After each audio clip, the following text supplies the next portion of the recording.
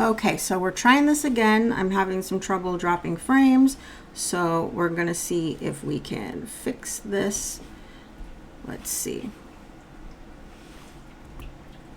Okay, so let's try this one more time. I don't know why I dropped so many frames. I have to keep trying to reconfigure. Let's do this again. All right, so in the meantime, while I'm setting this up, let us talk about one of the biggest things that happened this week that kind of set out for me is that here in the US, the Republican Party, they are trying to get rid of the Equal Rights Amendment, the Equal Rights Act, which is something that gave women the right to vote. It gives us protection from sexual discrimination, gender discrimination, and they are trying to get rid of it.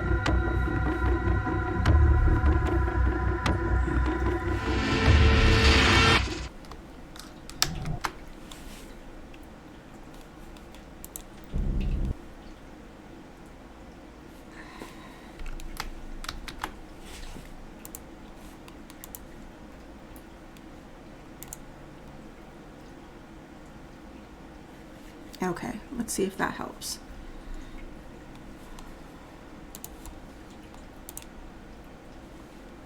Okay.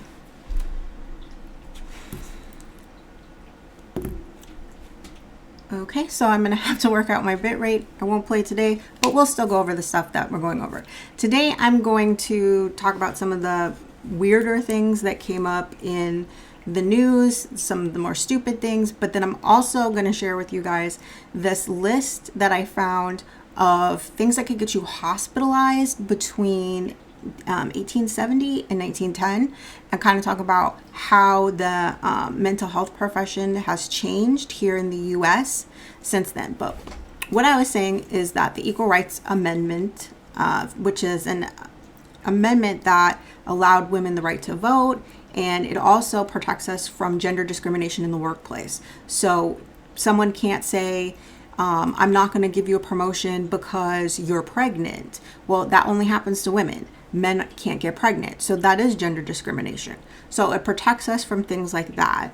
But there are Republicans who are trying to say that we don't need it anymore, that everything's equal. Everything is not equal. If you think everything is equal, then why do men get paid anywhere from 40 cents to like $5 or $6 whole dollars an hour more than women? You know, there are multiple, and even in Hollywood, like they have to fight for women to get paid the same as men. So until we get paid the same as men, we do need an Equal Rights Amendment. We need it to protect us. And so them trying to repeal it is basically them saying, we don't give a shit about women in the United States, and we're going to do everything we can to make sure that we strip them of any protections that they have, because now anyone can violate our rights if they get rid of the Equal Right Amendment, and there's no recourse for us. So that's the issue. And saying that it's antiquated, it's not antiquated. We still have horrible gender discrimination in this country. So it is definitely needed. And of course, it's all old silver-haired white dudes who are like, oh, we don't need it. Everything is golden. It's not. You know, you're not a woman. You don't understand. You don't have situations where you go for job interviews and people are saying stuff like, oh, well, are you sure you can handle this? You know, it's going to be a lot. You know, I'm not sure if, you know, and they're trying to dance around the fact that they're not sure as a woman if you can handle the pressure of the job. That whole stereotype that women are histrionic and they can't handle things very well, which is absolutely absurd and ridiculous, but it happens. It's happened to me in a job interview. Someone actually said to me once, like, are you sure you can handle it? I know that women are more delicate and sensitive than men. Are you sure you can handle this job? And that was like the second time I got a job in an inpatient setting. And I'm like, are you really kidding me right now? Like, I've worked with some of the most violent children in the country doing takedowns and restraints. And you're asking me if working where I don't have to do restraints is going to affect me because I'll be too sensitive. Like, seriously, dude, get the fuck out. So that is one of the issues. It should be protecting us, and they're trying to get rid of it and repel it, which is going to be absolutely horrible for us. So that's a huge issue. But the dumbest thing that our government has done this week is apparently Congress felt the goddamn need to hold a congressional hearing about the Washington, they're no longer the Redskins, they're the Washington football team. But apparently Congress is going to hold a congressional hearing about their toxic workplace. Seriously? They're trying to repel the ERA and strip us women of our rights, but you're going to have a fucking congressional hearing about the NFL? Seriously?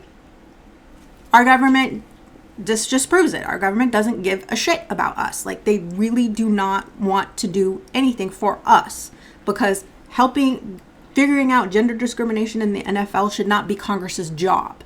That should be the NFL's job, and it should be the labor board's job, because that's who you complain to. It should not be Congress's job. That would be like Congress coming to your individual workplace to deal with your sexual harassment issues. That's absolutely absurd. Hence the reason we waste millions, trillions of fucking dollars all the time, because our Congress doesn't have any fucking priorities, apparently. Like, who cares about, dealing with our constituents and doing what's best for them? Let's just go make sure that football runs smooth. Like, fuck the rest of everybody else's rights and things that they need and stuff that's going on. We need infrastructure. There's people who are still facing eviction because of COVID, and the funds are not being distributed. Tons of states have gotten hundreds of millions of dollars, and they're just not getting them out. But yet you want to focus on a football team. Like, that's the stupidest, most absurd thing that I've heard in a very long time. And our government has done a lot of dumb stuff, but that's probably one of the stupidest. It'd be different if you were going after a whole industry, but you're not. You're going after one individual team. It's the same as going after one business in a whole industry. And it's absolutely ridiculous. So, yeah, that was one of the dumber situations that arose this week from our wonderful government here in the United States. So as I was saying, I'm going to pull up this list. Another dumb thing, and I thought this was actually hilarious. If those of you who watch Euphoria, apparently, fans have been sliding into the DMs of the actress that plays Rue, Zendaya's character's mother, to snitch on her. So they're basically telling her on-screen mom that your daughter's doing drugs. Hey, get your girl in check. She's an actress. She's not her actual mom. People seem to be forgetting this is a TV show, and this woman is not actually this girl's mother. So, I mean, that's actually awful. A couple of one really good feel-good thing. For those of you who don't know, Shaun Weiss, he was in the Mighty Ducks. He was the bigger kid. A couple of years ago, he fell into really hard times and became addicted to drugs. And so this week, he celebrated his 2-year mark of sobriety. So absolutely want to send a shout out to him. Anytime anybody can work through their substance use issues and anyone can get sober, they should be applauded. Absolutely. So absolutely wonderful to hear that. And Biden here in the United States has signed an executive order making sexual harassment an offense under the military code. So what that means is if you are an individual in the military and you get sexually harassed, it now is a offense, as in they can charge you and punish you via the military code. So it could be losing rank, it could be cutting your pay, your salary. Like, there's a lot of different things that they can do. Losing rank is one of the big, next to being completely kicked out, giving a dishonorable discharge, being busted down. Any number of rank is one of the worst. So it'd be anything from getting busted down in rank. It depend on how bad it is. So I personally think that's great, and it's long overdue. For those of you who are not from the US, we had a huge scandal about sexual harassment in the military called the tailhook scandal in the 90s, in which they found out that multiple women in the Air Force were being sexually harassed.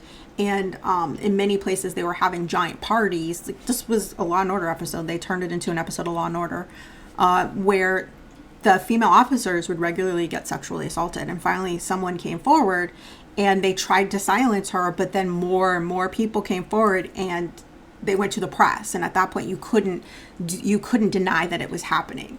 And I have a friend who did 4 tours in the military, and he said all the time, it's not men to women, it's everybody all the time. There's constant sexual harassment, and he said he's seen many people get sexually assaulted while he served, both men and women.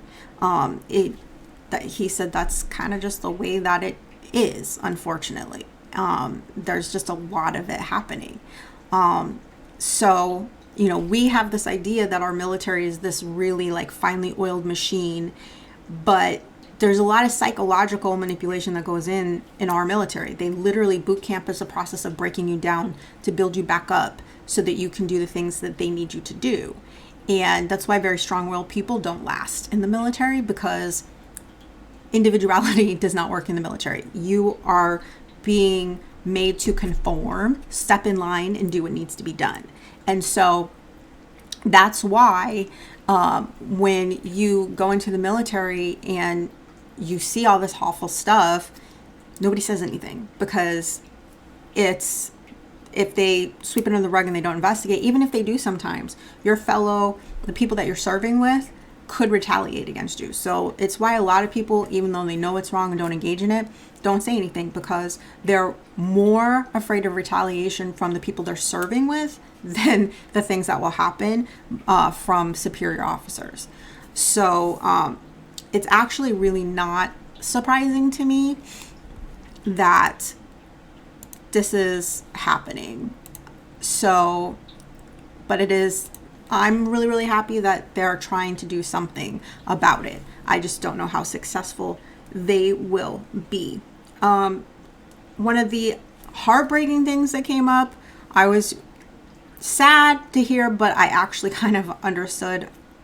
John Leguizamo, he came out in an interview and stated that he stays out of the sun so that he can be lighter skinned, so that he would be able to be cast. He was afraid that if he actually got darker, he would stop getting roles.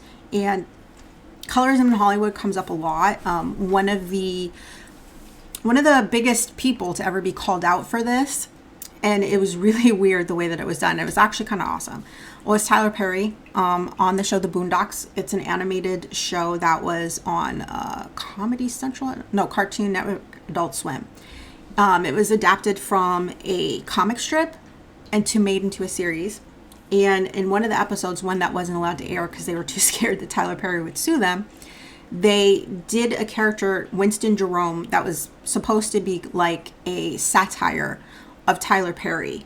And they made it out like Ma Duke, which is the Medea, was this that to go be in. For those of you who don't know, Medea started out as plays, and they were extraordinarily popular, and it quickly was able to be converted to movies, because let's be real, you don't ever get black plays. Like, so the fact that they were having all black casts in these black plays made them super popular, because it was theater made for people of color, which does not happen often. So then when it got translated over to movies, it just blew up. And so in this particular episode, they set this Ma Dukes, which is the satire of Medea, character up when the grandfather gets cast as her new love interest. And so when he goes to rehearsal, it's a compound, he gets locked in, and it's like a Rocky Horror inspired cult. Like when he walks through the door, they do this number that was based on the time hop from Rocky Horror, and he's dressed like Frankenfurter, but with the big like Medea suit. And he's like, and they're basically changed the lyrics to it's all right to cross-dress for God, which is bad.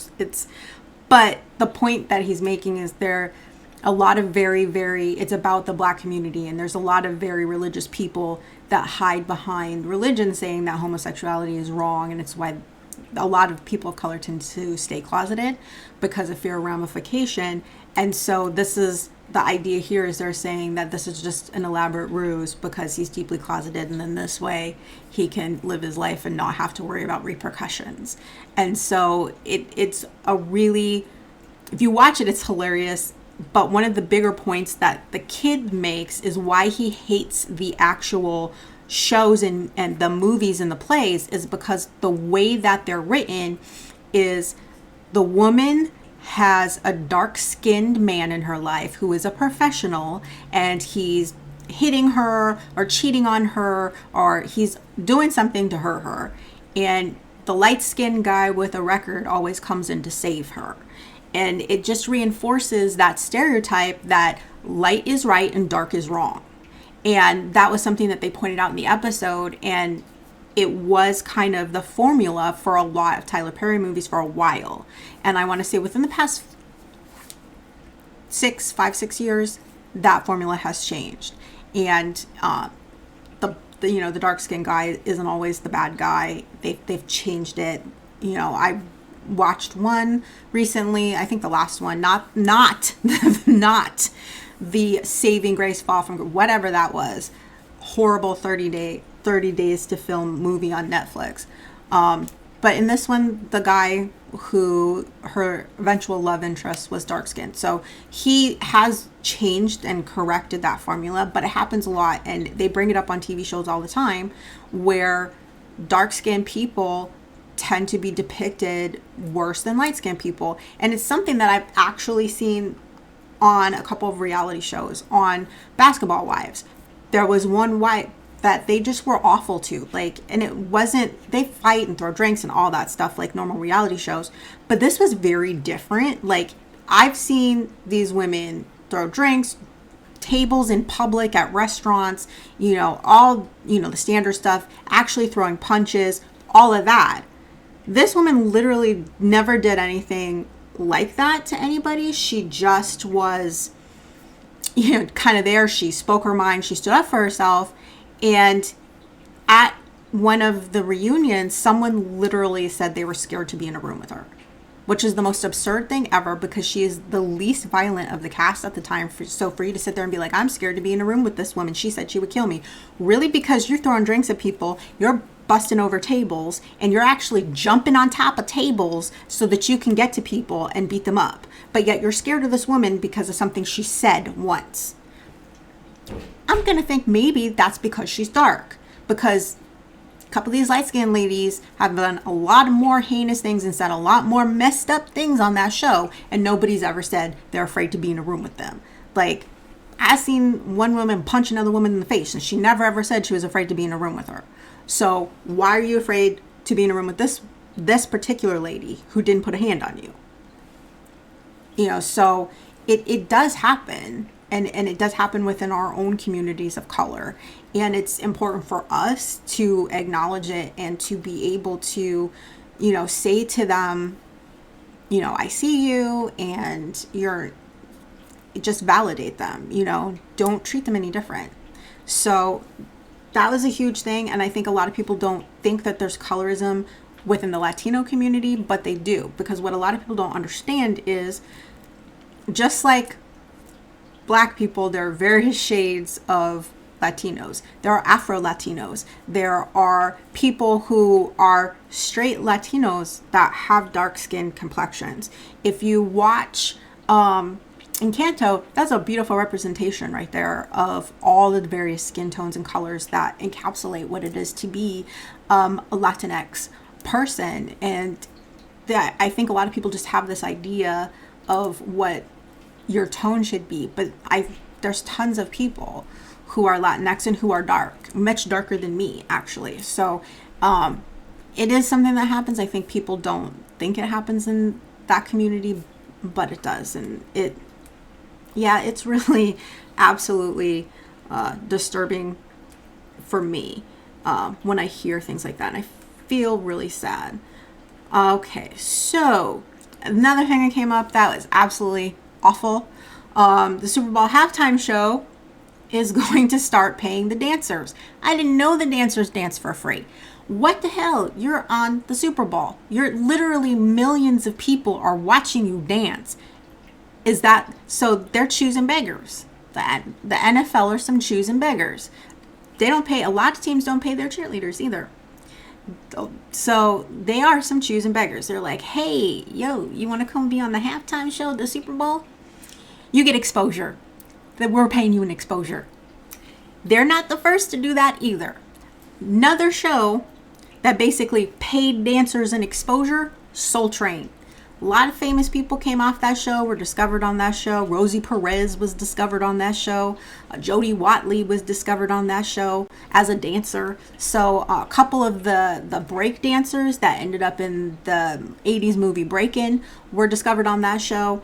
It's just a lot. Jennifer Lopez was on that show at one point. Like, the Soul Train was the epitome of the 70s, 80s, and 90s. And that you found out that basically they ran around and they got kids to come down. And I remember this because in the 80s, Soul Train was the first like dance party show, but then they became a thing in the 80s. There were tons of them. There's Dance Party USA on the USA channel. I used to come home from school and watch that. Please don't ask me. You know who was on Dance Party USA? Kelly Ripa. That's where she got her start. I remember coming home from school and watching Kelly Ripa on Dance Party USA. And, you know, Club MTV, another dance party show. Where basically it's just you watching people dance. Like, this day and age, it sounds kind of weird and stupid. Like, I don't want to go to the club, so I'm just going to watch the club. It's like a voyeuristic kind of version. So, but with Soul Train, yeah, like same with, I know that like Dance Party USA, they would just get teens and the teens would be so happy to be on TV. They weren't thinking about the fact that they're exploiting them, that they're taking advantage. You know, you got your likeness, their image, you're broadcasting it, and you're not paying them for it. They're not getting compensated for, you know, what the money that they're making off of you. And some of those Soul Train dancers, man, they tore the house down boots, okay? Like, insane. So the fact that you're not going to pay these people who are out there working their asses off is ridiculous. But so the NFL are not the first choosing beggars to not pay dancers, but that was the most shocking for me, given how much money the NFL makes, that they have the unmitigated gall to ask people to work for exposure. It's absolutely ridiculous. So we are going to move over to the weird history of hospitalization in the United States and talk a little bit about the mental health system in the United States and how it's improved and changed.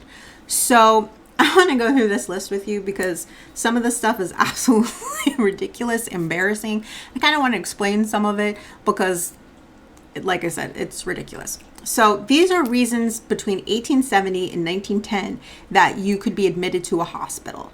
And back then, there wasn't always a differentiation between the type of hospital, whether it was a mental health facility or it was a regular hospital. A lot of places didn't have mental health facilities. Like, they used to call them asylums back then. Or they might say that a woman is going for rest. Well, there weren't tons of separate facilities or hospitals just for mental health. At the turn of this was the 20th century. I think maybe there was only one maybe in the United States, in New York. And so it was not something that was around frequently. So they would admit you to the same place. You would just see different people. So some of the things you could be admitted for: falling off a horse. Obviously, you fall off a horse, you get hurt. Being penniless. Yeah, they will admit you because you're broke. Because something must be wrong with you if you allowed yourself to become penniless. If every motherfucker in this country was put into a hospital every time they had no money, half this country would be hospitalized. So, being an orphan, putting them in a hospital, committing them to a hospital because they're an orphan, I have to remember we didn't really have social services back then, but still it sounds excessive. Arguing with your husband. Yes, back in the day, arguing with your husband could get you committed to a hospital. Because they don't like no strong-willed women back then. You weren't allowed to say boo. Being physically deformed. Now, I can understand you going to the hospital because back then they didn't understand how it happened or why it happened and them trying to figure out how to fix it. But admitting someone to the hospital because they were born with a physical deformity is a little excessive, I feel like. Sees things. Obviously, yes, I think hallucinations is a reason to admit someone to the hospital. Talks to self. I guess my ass is crazy because I talk to myself all the time. No. Actually, a lot of people talk to themselves. Anymore, they don't consider talking to yourself to be a sign of mental illness or anything. A lot of people that have what they call high processing brain function do it because they have multiple things going on in their head.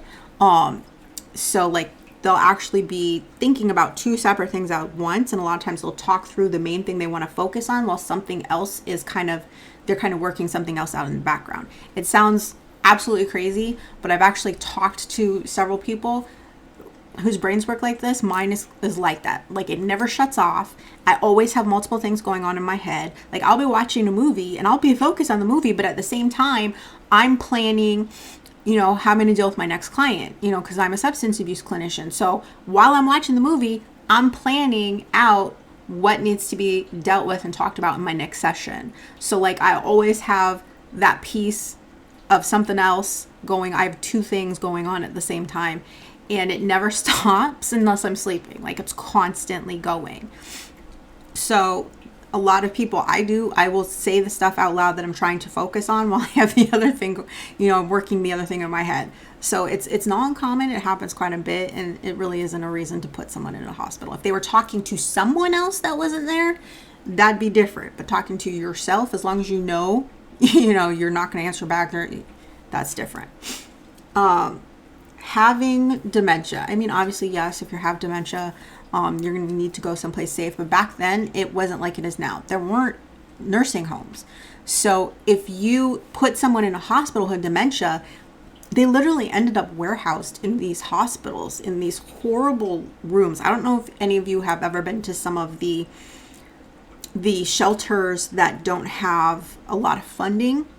What they'll do is it'll be just one giant room with tons of bunk beds, and then another room with tons of bunk beds that are men. So the men and the women, they're separated, but they're like giant room with tons of bunk beds. And like, people will have to sleep on their shoes to make sure people don't steal their shoes. You can't even sleep with them on your feet because people will take them off your feet. A lot of people sleep with their shoes under their pillow, as insane as it sounds. At any moment, someone can steal something from you. Like, it's not an ideal situation, that type of homeless shelter. And that's the way these hospitals used to be back in the day, is there would just be a giant room with tons of beds and everybody would be in there. And some of the more notorious of these type of hospitals back in the day, if you got agitated, they would just put a hose on you. Like, literally, you'd just be locked in a room, and like, that's it. They would just lock you away. You were literally just being locked away. And if you got agitated or started to maybe even get violent, they would literally turn a hose on you, like, which is the most degrading thing ever. So I understand, but when we're talking about admitting someone for dementia back then, it is drastically different than putting them in a nursing home or an assisted living center, or even putting them in a hospital today. So yeah, being homeless, committing someone to a hospital because they're homeless. Like, to be perfectly honest, I've known multiple people who have been homeless, who have not been able to get beds in the winter when it's cold, and they have literally faked mental illness so that they could get committed, so they could have a roof over their head in the winter while it's snowing. So, if you're committing the homeless people so that they don't freeze to death, great. But if you're punishing them because they're homeless, that's a whole nother story. Being a difficult child. There's a lot of difficult childs. And also, the wording is so ambiguous. What is that even? Like, what does it mean to be a difficult child? Like, what are the metrics we're using to determine that a child is difficult enough to be committed? Because I was a moody ass teenager. I was kind of difficult myself, but I didn't need to be hospitalized. Like, that's absolutely ridiculous. So being a difficult child, like, unless you tried to smother your brother or something in his sleep, like, I'm not thinking that's enough. Being a drunkard, like, well, that's committing someone for alcoholism, but you have to remember back then they were not treating them. They were just locking them away so that they couldn't drink. So it was like a forced detox under the most horrible conditions. So yeah, hand in hand, excess of opium, basically being an opium addict, just same thing. They would lock you in and you would just be cold turkey detox, white knuckle in it, because you would just be locked down. Like, that's it. It's not like now when you go to a rehab, you go to a medical rehab and do medical detox and they give you stuff to help ease, you know, the withdrawal that you're feeling and the symptoms, the nausea, all those things. They don't have that. They didn't do that. You would just white knuckle it. And it's not like you could break out and go get anything to help you. You're screwed. So yeah, I mean, I get it, but it's just the way they went about it back then wasn't great. Being kicked in the head. Yeah, I would say being kicked in the head is a reason to be admitted to the hospital. That works. Fright and nervous shock. Once again, that's for us ladies, you know, because our delicate sensibilities will not allow us to handle many things.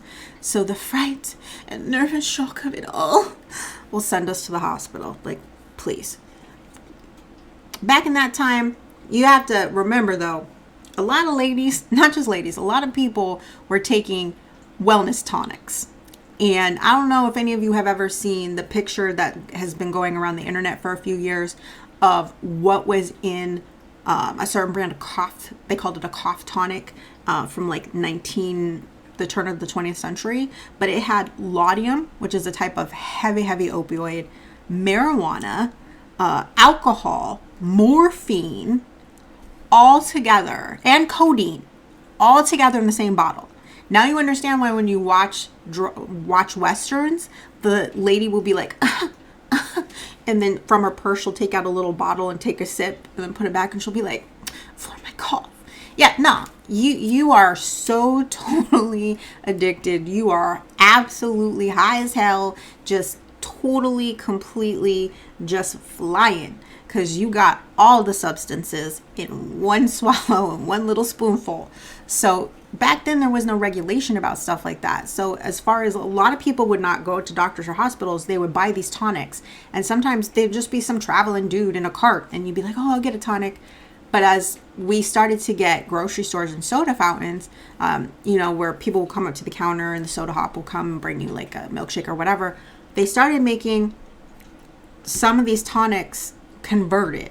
And so you have things like 7-Up. 7-Up started as bib label lithiated, which was a drink that had lithium in it. So it was a health tonic with lithium in it. Basically, it was an antidepressant. So 7-Up started as basically an antidepressant drink. So once they took the lithium out, then they changed the name to 7-Up. Notoriously Coca-Cola, same thing. Coca-Cola, because it was a cola product that had cocaine in it. You know, obviously they took the cocaine out. But a lot of soft drinks that we have today started as health tonics back in the day. And so a lot of people were like, you didn't feel like you needed to go to the doctor when you're high as hell on cocaine because you've had 17 Coca-Colas today. I mean, you know, so why am I going to go to the doctor? I feel great. I just had some Biff label lithiated. Ooh, life is wonderful. Of course, life is wonderful. You're on lithium. So it's not unheard of, but back in the day, that's what people were doing, is they were buying these tonics off of the street and not really understanding what was in them. Being disobedient. See, this is being disobedient. Is it for the woman? Is it for the son? If my husband is disobedient, can I commit him? No, I can't, because back then we didn't have any rights. So being an unmarried mother, like, seriously, you're going to put me in a hospital because you don't know why I'm an unmarried mother? Like, seriously? Being a prostitute. I really don't even know what to say about that one. You know, women were prostitutes back then in that time when they had no way to feed themselves. They had no way to do anything for themselves. So that's why they would turned to prostitution. And the idea that you're going to put them in a hospital, you're going to hospitalize, institutionalize them for that to stop them. It goes back to that woman of loose morals bullshit. You know, we have to, you know, crack down on these women or these loose morals. We'll, you know, give them ideas. That's what a lot of people said about the suffragettes, that it's because their loose morals gave them ideas about, you know, what they, and they would come out of their station. Like they didn't know their place. So back then, yeah, they would say the suffragettes all had loose morals as a way to disparage them. Fitting. What that means is seizures. They used to call seizures fits. So they would call it fitting if you had a seizure. So yeah, someone should be taken to the hospital if they have a seizure so you can find out why. Being barren. So basically, if you're a woman and you can't have kids, I don't think you need to be hospitalized. I mean, if you're going to the hospital so that you can find out why she can't have kids, is one thing. It's another thing if you're just hospitalizing her because she can't have kids. Like, sometimes people just can't have kids. Being an imbecile. What that means is being developmentally delayed. So, because that's what they would call it. You have to remember that back in that time frame, they didn't have terms like psychopath or anything like that. So if someone was really violent, someone was just they would call them a vicious brute back then, they would see that they were, and forgive me, but this is exactly what they said, they would call them morally retarded. I know this. I read the book Devil in a White City that they're getting ready to make into a movie about H.H. Holmes. And that's actually what a doctor said about him, is that he was morally retarded. That's what they considered immoral people. It's awful in this day and age. He was just a straight psychopath, a serial killer, just crazy, insane con man. He built a hotel specifically to kill people. He built a hotel that killed people. And he did it on credit. He was just so charming. He kept getting people to give him credit enough to build a whole ass hotel. So I don't even know, like, a whole ass hotel with hidden compartments, chutes to send bodies straight down to the incinerator. Yeah, he was a crazy ass motherfucker. And they're making a movie about him. So, having fevers. Yeah, you should go to the hospital if you have a fever. If the fever's high enough, you don't want to get brain damage. You know, anything over 102 is pushing it. Being dumb. I think what they mean is not just dumb, like lack of common sense. I think they mean dumb in the sense, it goes up there with imbecile. Like, when they used to say people were touched in the head, or they would say they're slow, I think that goes up there with being like developmentally delayed. Religious excitement. I've heard this before. This was just recently used as an excuse in a TV show about why someone committed a crime. They committed it because they were religiously excited.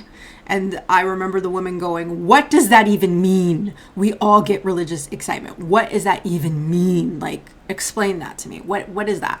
You know, she's like that's so vague. It's just so, you know, open. So what? You feel the spirit? You got it in you? Like, yeah, that makes no sense. I could see if it said religious trauma, but religious excitement, no. Bad mothering. Yeah, if we committed everybody who was a bad mother, I'm not going to finish that sentence. We would basically commit everybody who's had a child taken away. So, like, a lot of people in this country would be in hospitals. Tried and true masturbation. Remember, this was a time frame in which it was absolutely unacceptable to do that unless it was done to you by a doctor. Because remember, this was the end of the time frame in which doctors thought that they could calm women down and cure their hysteria with vaginal stimulation, which I call bullshit on, and I think they all knew it didn't work and were just dirty perverts. That's what I think. I can't see anybody thinking that this was going to do shit for nobody. I still to this day think that's the most ridiculous.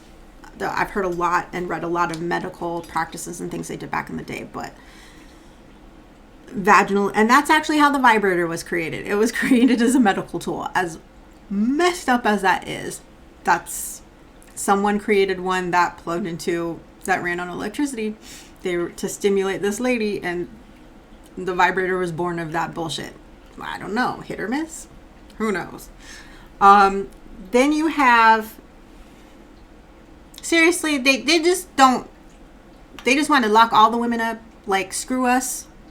Change your life. Seriously, if you go into menopause, they're going to commit you. Serious, they're literally putting you out to pasture. We're locking you up because you are in menopause. That's absolutely insane. Old age, like, fuck it. We don't care. We don't have the time to take care of our elderly. We're just committing them. Like I said, back in this day and age, they did not have nursing homes. They didn't have facilities to take care of the elderly.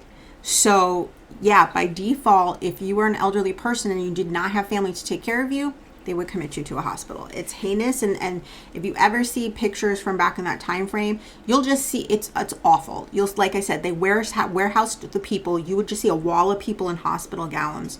They would look emaciated, like men, like half of them, like their hair is missing, like they look malnourished, like just standing there.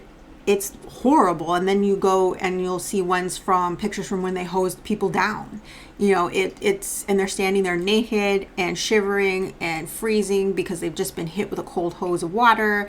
And I mean, they all look broken. They all look like completely defeated, like they've given up. And these places were not to heal people. A lot of people didn't believe in psychiatry.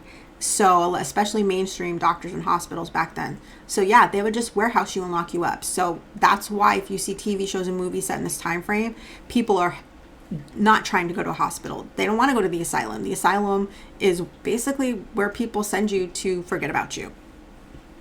Then depression. I mean, they knew depression existed, but I don't think they understood exactly what it was or how to deal with it. A lot of people took amphetamines. A lot of doctors would actually prescribe amphetamines, uppers, for depression instead of depression meds. And you have to remember back in the day, before the Food and Drug Administration in the United States really started putting its foot down, there was a lot of shady stuff happening. So they were actually putting amphetamines in food in the 30s and 40s and 50s. Like, literally, I remember seeing there was a cereal my mother told me about. The cereal had amphetamines in it. Can you imagine giving your kids fucking amphetamines? It's like giving your kid meth for breakfast. Like, what the hell was wrong with these people? I get that they didn't understand how bad amphetamines can be for you, but the fact that they were giving them to their children in their cereal is insane. Obviously, amphetamines were widely available in diet pills. There's one that's still around, but it used to have amphetamines and caffeine in it, and now it's just caffeine. So, I mean, it's back then, like, you could buy amphetamines over the counter and no one would bat an eye. But then again, you can buy cocaine over the counter and nobody batted an eye. Like, so it was absolutely ridiculous. Paralysis, I mean, yeah, if you're paralyzed, you should probably go to the hospital, find out what happened. Uncontrolled sexual appetite. So basically being an nymphomaniac, which obviously if you were a woman back then was a huge no-no. Absolutely unacceptable to have any sexual appetite at all. Having an STD, I mean, I'm sorry, but an STI, STD, yeah, that would be a reason to go to the hospital. Maybe not be, well, unless you had syphilis that went unchecked or discovered for decades and it spread to your brain, then yeah, you would need to be institutionalized because you go absolutely insane. I think it's called syphilitic encephalitis. I probably said the wrong word, but it's when you get an infection in your brain, and they're saying that the infection is syphilitic infection in your brain. Then you also have previous attacks. I don't even know what that means. Previous attacks of what? Previous attacks of melancholy? Previous what? What does that even mean? That makes no sense to me.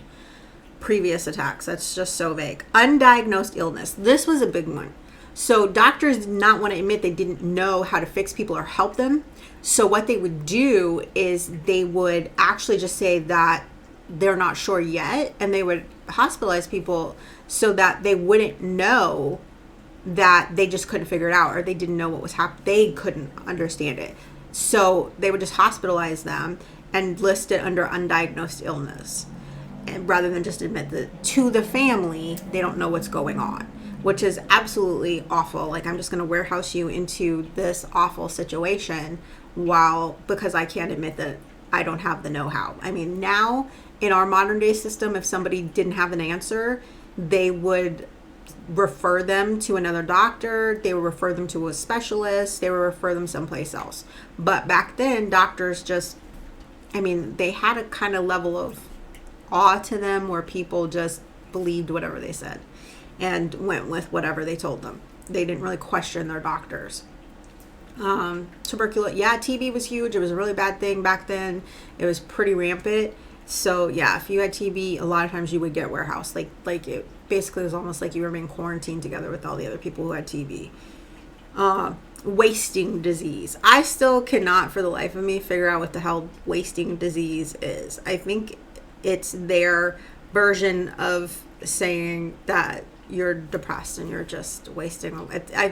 That's what I think it is. I think it's just another form of depression. It's when you don't do anything, you don't get out of bed, you just stay there. It's depression. That's from what I can understand. I just don't understand why you would have depression and then wasting disease. Chances are they thought they were two different things. The depression on this list could be very specific, have very specific symptoms that are different from wasting disease. Self-abuse. I mean, it's good to know that they've always considered self-harm something that needs to be taken seriously and someone needs attention. But once again, they're just going to warehouse them into a facility and they're really not going to get any help. It'll probably get worse. Incest. I mean, who are you admitting to the hospital for incest? Are you admitting the victim? Or are you admitting the perpetrator? Like, who is being hospitalized? Also, why are you hospitalizing someone who molested their child? Like, no, put them in jail. But you have to understand, back then, up until really the 90s, like it's been very wild that people in the United States did not take children or women seriously when they would say that someone did something to them that was in their family. Growing up in the 80s and 90s, we had stranger danger rammed down our throat. There were tons of TV shows that had episodes where, predators preyed on the kids. But no one really ever talked about what to do if it was someone you knew. And so there was a long rash in the 90s of people who had tried to come out and disclose abuse and get help, and no one believed them. Some people actually got in trouble. They actually told the parents that they were trying to turn in because they refused to believe that someone would do that to their own child. And there was like 3 separate teenage girls who either hired classmates or went out and found someone to kill their parents so they could stop being molested, which is absolutely insane. But I mean, that was really the mentality. Like, they were absolutely happy to believe a stranger would mess with you, but not your parents. I mean, that's why satanic panic happened in the United States, because they were happy to believe that a whole daycare full of people were going to molest every single child in that daycare, but they could not believe that your dad would touch you. Like, that's absolutely insane and ludicrous. We now know that ritual satanic sex abuse does not exist. So the whole thing was just absolutely insane. But I mean, it goes back to the same thing. Back then, they were more apt to believe that a stranger would hurt you than that your own family member would. Love affairs. Well, they weren't doing their job then, because everybody was having love affairs back then. As chaste and as moral as people acted, a lot of them were not as moral as they believed. So yeah, that's something that's just, and when they say love, exactly, the men are not going to get hospitalized for having a love affair. The woman is going to get hospitalized because, remember, loose morals, being overworked. Cool. Yeah, I don't want to be committed to an asylum, but I can understand having burnout from work and maybe needing medical attention, because sometimes burnout does manifest in physical symptoms. So I can see that. Sunstroke, yeah, you need to go to the hospital if you get sunstroke. I mean, that can be pretty serious. Once again, targeting us women. Women's afflictions. What the f- is that? It's so vague. Like, what is a women's affliction? Is it having a period? Is it, after you have a kid and you're breastfeeding and your nipples chap and bleed? Like, what is a women's affliction? Like, that's such a vague thing. I feel like it's just a vague diagnosis so that you can hospitalize a chick you don't want to deal with. Like, that's ridiculous. Stubbornness. I never would have made it out of the hospital. I'm stubborn as hell. I'm petty as fuck too, so I never would have made it out of a hospital. Hysteria. Hysteria is not a medical condition. Hysteria is a state that you get into. It's kind of like shock. What they may be referring to is what we now consider histrionic personality disorder. It's part of a class of disorders that include borderline personality disorder, narcissistic personality disorder, things like that. Any type of borderline personality disorder, those all go together. So you have histrionic personality disorder, borderline personality disorder, narcissistic personality disorder. They all come together under the same umbrella. Histrionic personality disorder, those are people who are emotionally manipulative to the point of abuse. So people who play on your feelings, obviously, like I said, having a breakdown constantly, like every single time you plan to go do something, this individual is having a crisis and you have to drop everything to go deal with them. Like, there are people that you may consider drama kings or queens, but it's ramped up to 7,000. Like, you can't have a life because everything is their drama and their issues. It's emotional manipulation. Things like, and a lot of people are not going to like hearing this, but withholding sex until you get your way. That's a form of emotional manipulation that is used often by people who have histrionic personality disorder. Threatening self-harm in order to get people to do what you want. Opening of the notebook. That right there.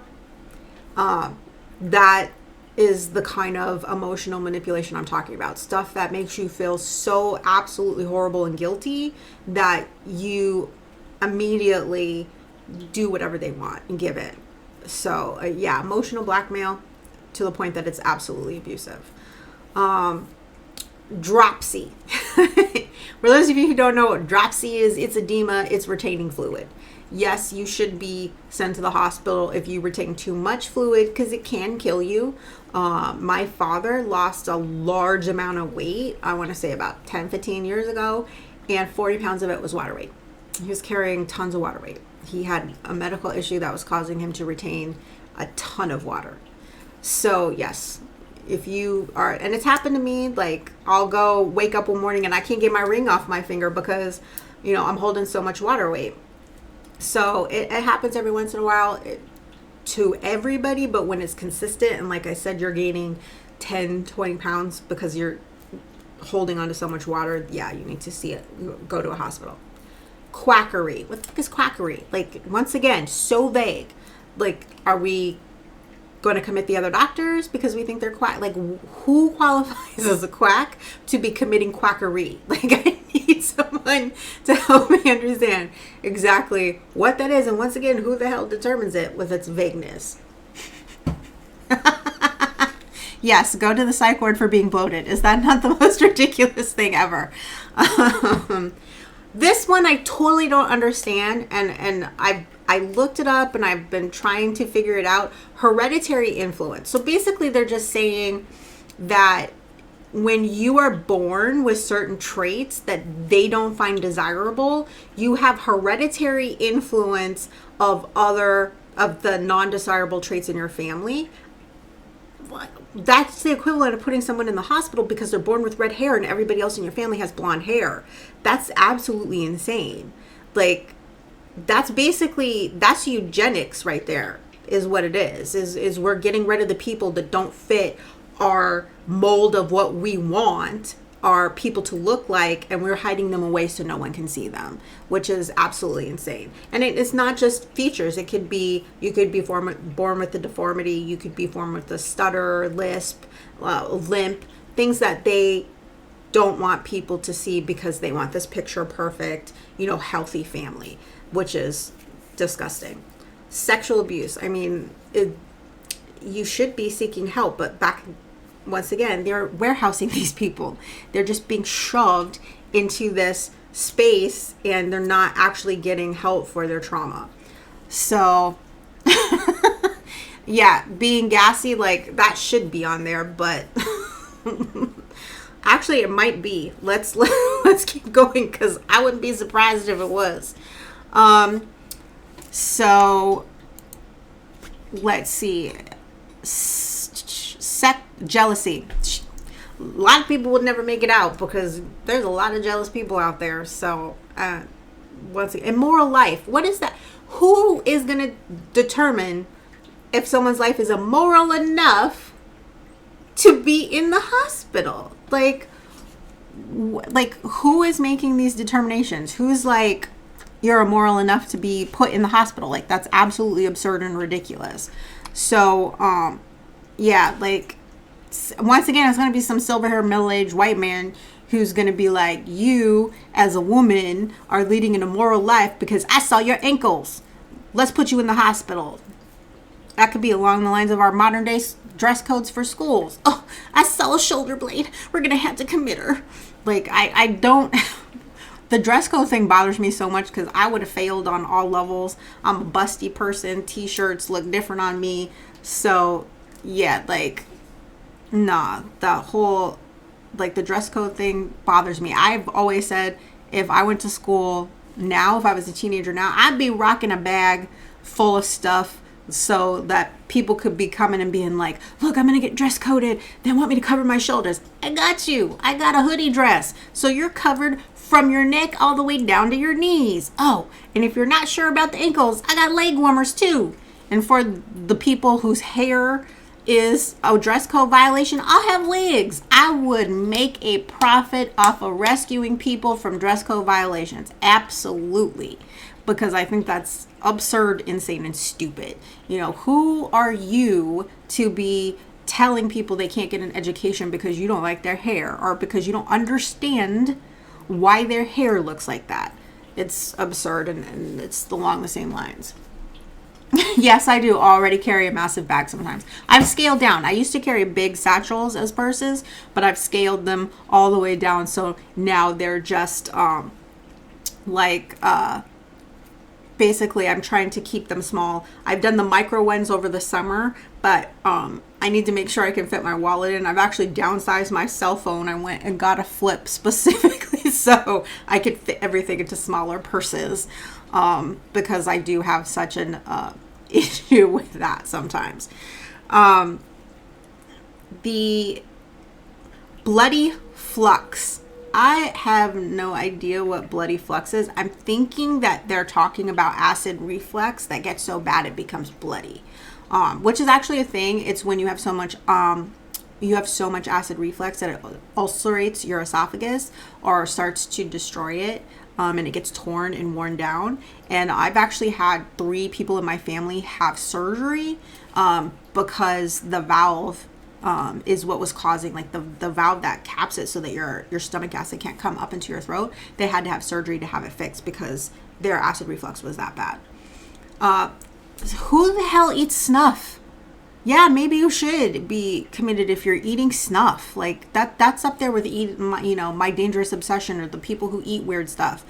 Yeah, you should. I don't know if you should be warehoused, but okay. Asthma. You go to a doctor. I don't know if you need to be hospitalized for asthma. Like, maybe if it was a bad enough asthma attack, but greedy. If we hospitalized everybody who was greedy, we wouldn't have a 1% in this country. Like, let's be real. Jeff Bezos is going to space instead of paying his workers a livable wage and letting them actually, take reasonable bathroom breaks. And, yeah, like, that Jeff Bezos would be number 1 up there. Yeah, I can use one tiny purse. Actually, envelope-sized purses, there's a micro purse. If you look on some of the red carpets, like, they literally can hold the purse with their 2 fingers like this, because it's so small. It's like a toy, almost. Is like that big. But yeah, micro purses are in. Really small purses are a thing. I have a couple, like, little pillbox ones. I'm trying to keep it simple. But yeah, going back, greediness. Jeff Bezos, yeah, his epic shiny head. Jeff Bezos would. I don't think that you would put Bill Gates in this because Bill Gates has been giving away his wealth the whole time. He may not be a stand-up dude, but I don't think you can call him greedy.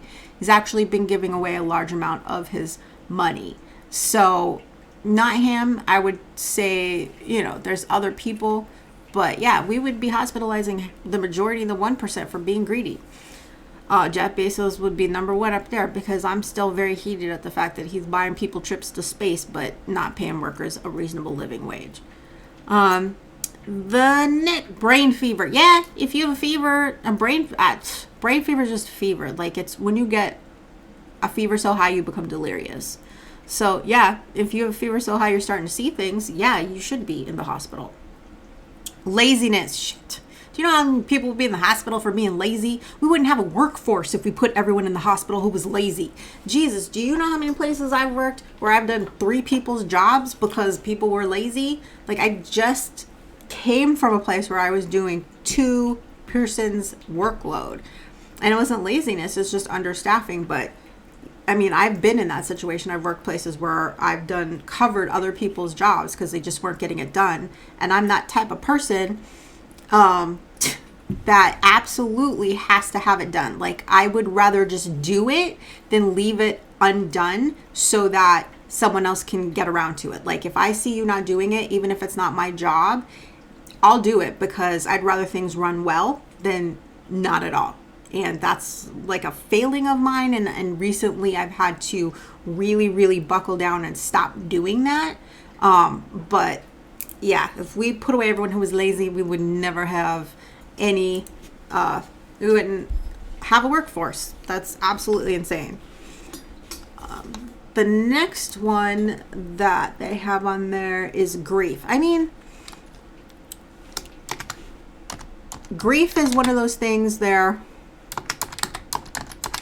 It's a process. For everybody, it's different. For some people, it takes years. Sometimes it takes years to get over someone. Sometimes people never get past someone. Grief, it works in stages, and sometimes people get stuck in stages and they never get out of it.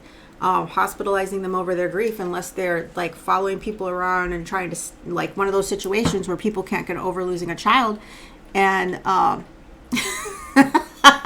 if we put away people for being lazy, half my family would be in the hospital. But I mean, unless you're one of those people, like, you lost a child and now you're trying to kidnap some lady's baby to replace it, you should not be hospitalized for grieving. Nerves. What is nerves? People get on my nerves all the time. Do I need to be hospitalized? Like, if they're talking about anxiety, like, I think that's a lot of times that's what they mean. There wasn't really anxiety diagnosis back then. So nerves was like, when people would say, oh, my nerves are shot and I just can't handle it. Like, I think it's more of like anxiety. But it all depends, like, how bad things are. Smallpox. Yeah, you definitely need to be put in the hospital if you have smallpox. I mean, it's fucking smallpox. Once again, I'm going to assume this is targeted at women. Novel reading. Really? You're going to put me in a hospital because I can read a book? Like, that makes, yeah, whatever. Back to the misogyny is just overwhelming. Murder. No, they need to go to jail. You don't put them in an asylum unless they've had a psychotic, like I said, they didn't have psychosis back then. So who decides what murderer, since they didn't have psychiatry as we know it now, who the hell decides what murderer goes to jail and what murderer goes to the asylum? Like, seriously? Wearing red. I'm trying to understand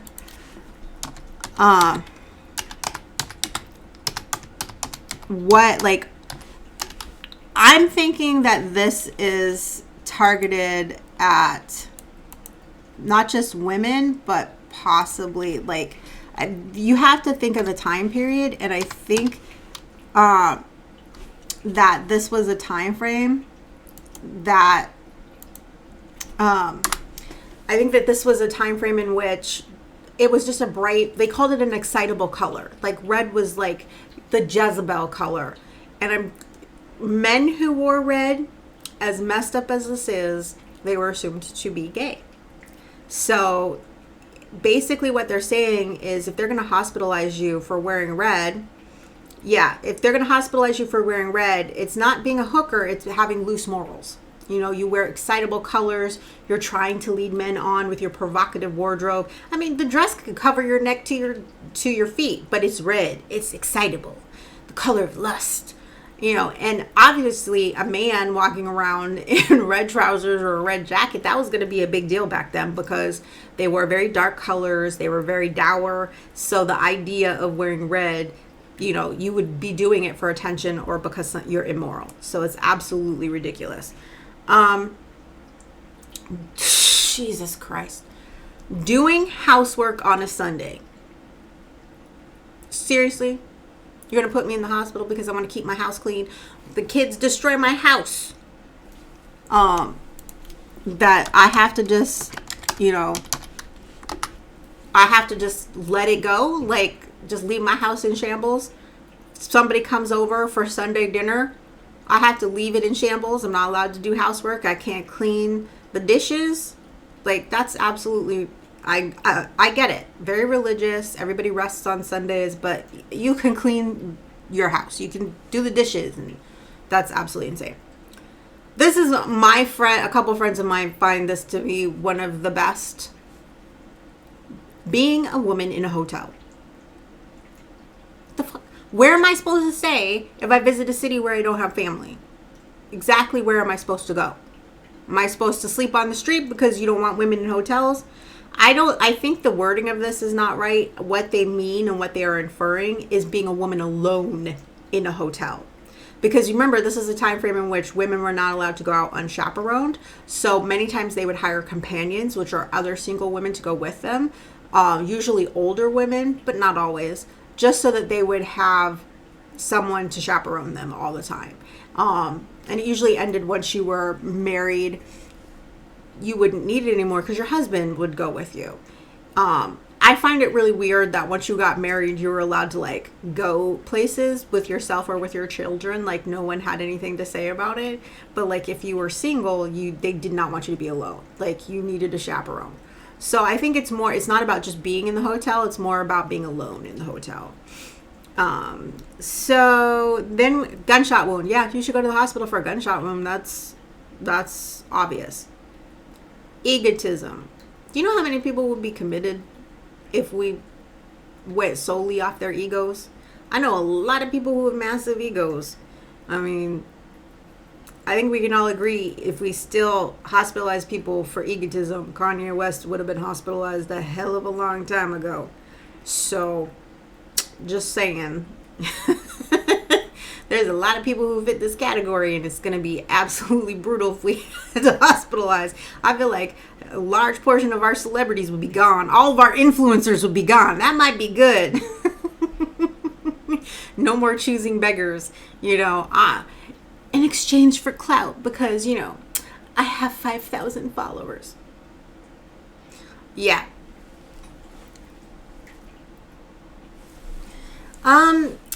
That's the thing. It wouldn't be the ring. I think it's more just being by themselves. I think that's more of what they're concerned with, is just them being alone. Like, and there were women who did that. There were women who wore rings. And this is the thing. They weren't women who were trying to be allowed to go out by themselves. Women who didn't want to get married. So if you were away from your family, say you took a position somewhere, a lot of women that just didn't want to get married, or lesbians who didn't want to be found out, would wear wedding rings and fake having a husband. They would fake whole husbands. It was common.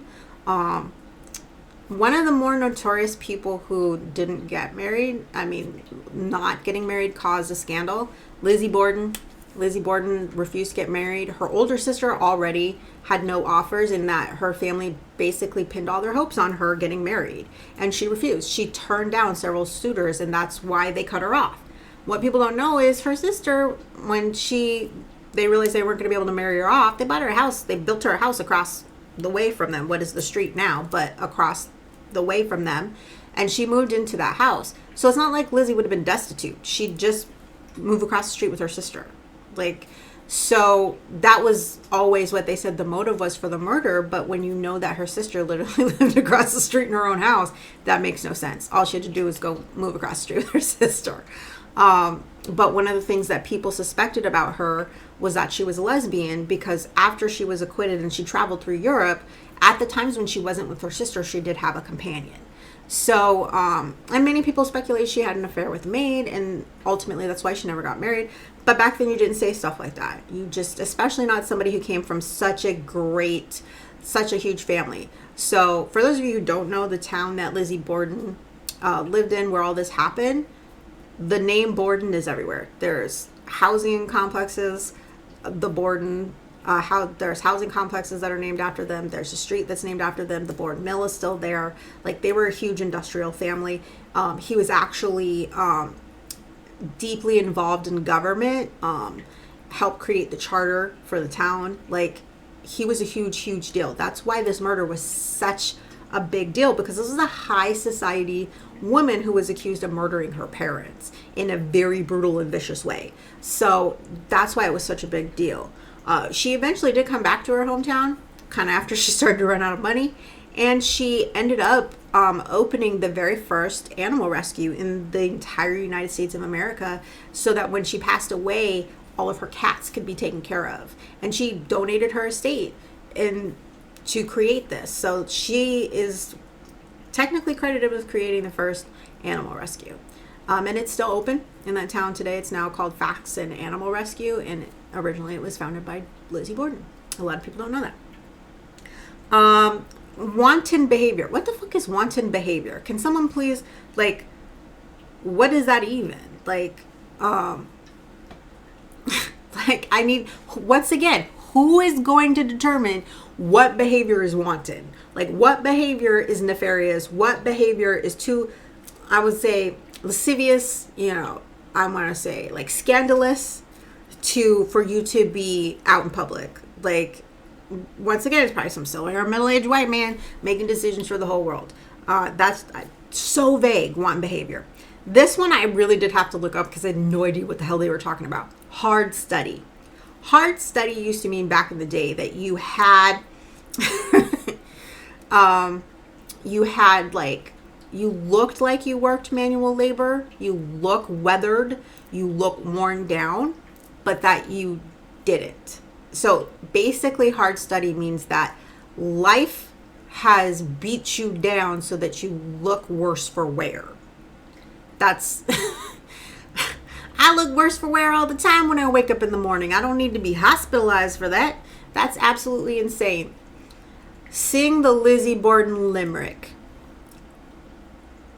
We all know this. Everybody knows this. You didn't sing this as kids.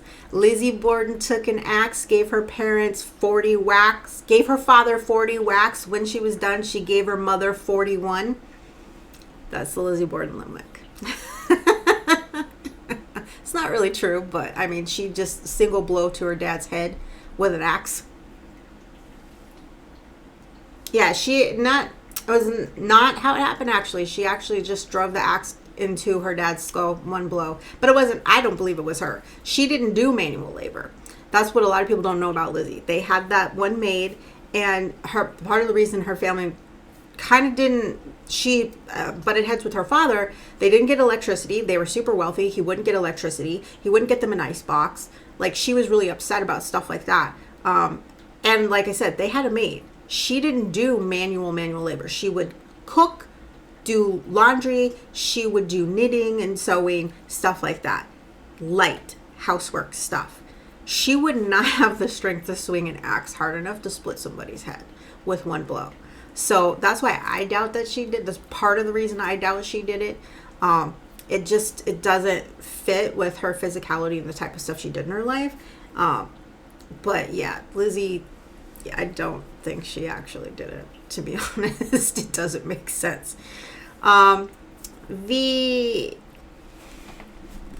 can't speak English. So instead of hospitalizing them and warehousing them, why would you teach them to speak English?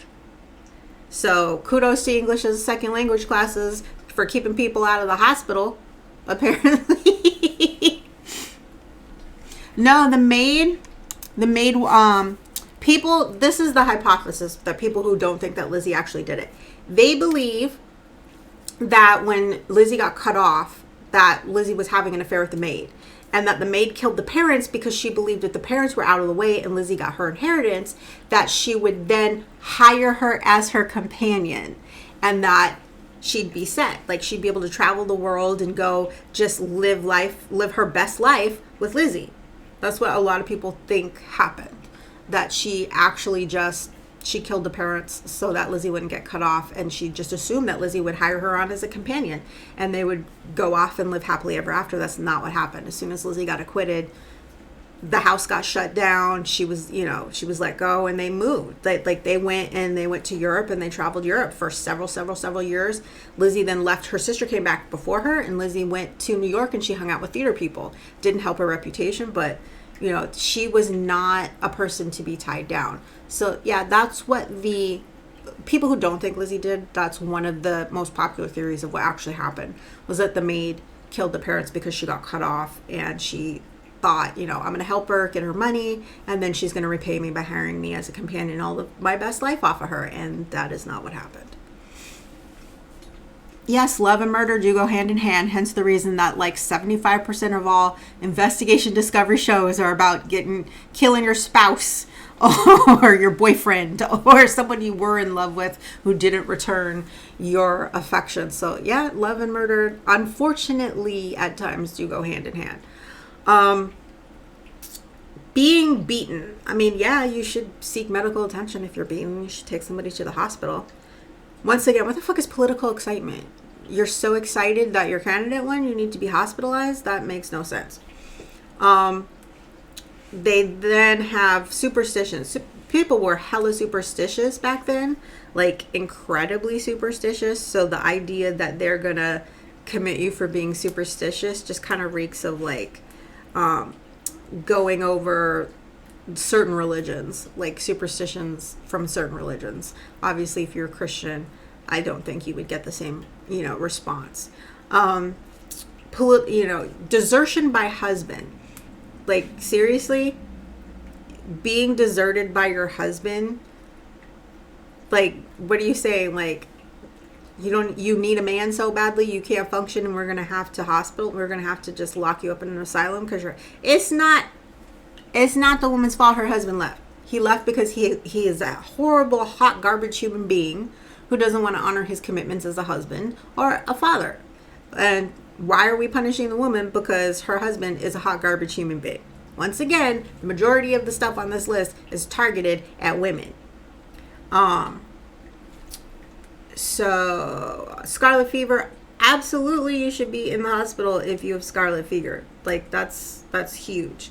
Yeah, being hit by a wagon is a very good reason to be hospitalized. I mean, I'd much rather, I don't know, I kind of feel like I'd rather be hit by a wagon than a car. Like, I feel like I got a better chance in a fight with a wagon. I don't know. Oh, I've never been hit by a wagon. But I kind of feel like you have a better chance if you get hit by a wagon than if you were to get hit by a car. That's just me. But the last thing on here, and the stupidest thing on here for me personally, bad company. I think all of us would be committed if we were hospitalized for being bad company. Who has not been bad company to somebody at some point? I know that I'm going on dates and there's nothing there and I just kind of shut down. So, I mean, seriously, bad company. Is that where the song came? Is that where the band name came from? Bad Company? They read this list and they're like, shit, Bad Company. That sounds fire. That's a great name right there. Because that's all I could think of was the band Bad Company. But I mean, these were just insane, ridiculous things. And like I said, you have to remember that we didn't always have a great mental health system in the United States of America. So as we progressed, why can't being I think, I'm not sure if any of these actually cover being just a shitty individual.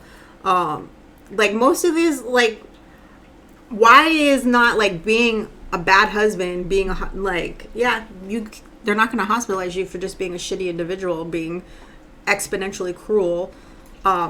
As things progressed in the United States and they started to embrace psychiatry, you got things like people start to experiment on the patients. And yes, unfortunately, if you've ever watched Ratched, which is the story of Nurse Ratched before she got to the place in One Flew Over the Cuckoo's Nest, it is high camp, but there are certain things in that show that are deadly accurate about how the mental health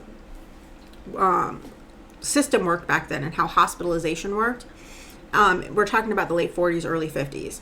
And so that was when electroshock was coming in, lobotomies. And yes, you could, back then, you could go to a hospital and watch a lobotomy. Like, you could sit in a theater, like they had seating around the operating room, and you could watch a lobotomy. And if you've never watched Ratched, the lobotomy scene is something else, because what happens is the doctor is showing the new technique of doing lobotomies. He's showing that you don't have to actually cut into the head, that you can go through. For those of you who don't know, lobotomies, they would literally take an ice pick and go through your nose and just like puncture a certain place in your brain. Like, they basically made you a zombie. It was awful. It was barbaric. But that was one of the things they would do. And in the show, he's showing how a lobotomy works. And like, all the nurses, he's made all the hospital staff come and watch. And the nurses, one of the nurses had stolen Ratched's lunch. And so she just wouldn't admit it. She's like, kind of pulled the finders keepers thing. Like, well, you didn't have your name on it. So with a little pop.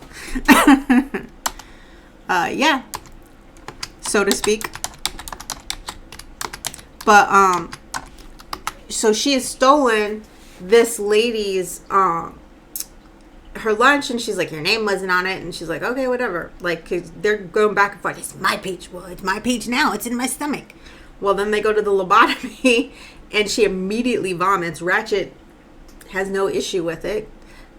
And then she goes, oh, look, your peach.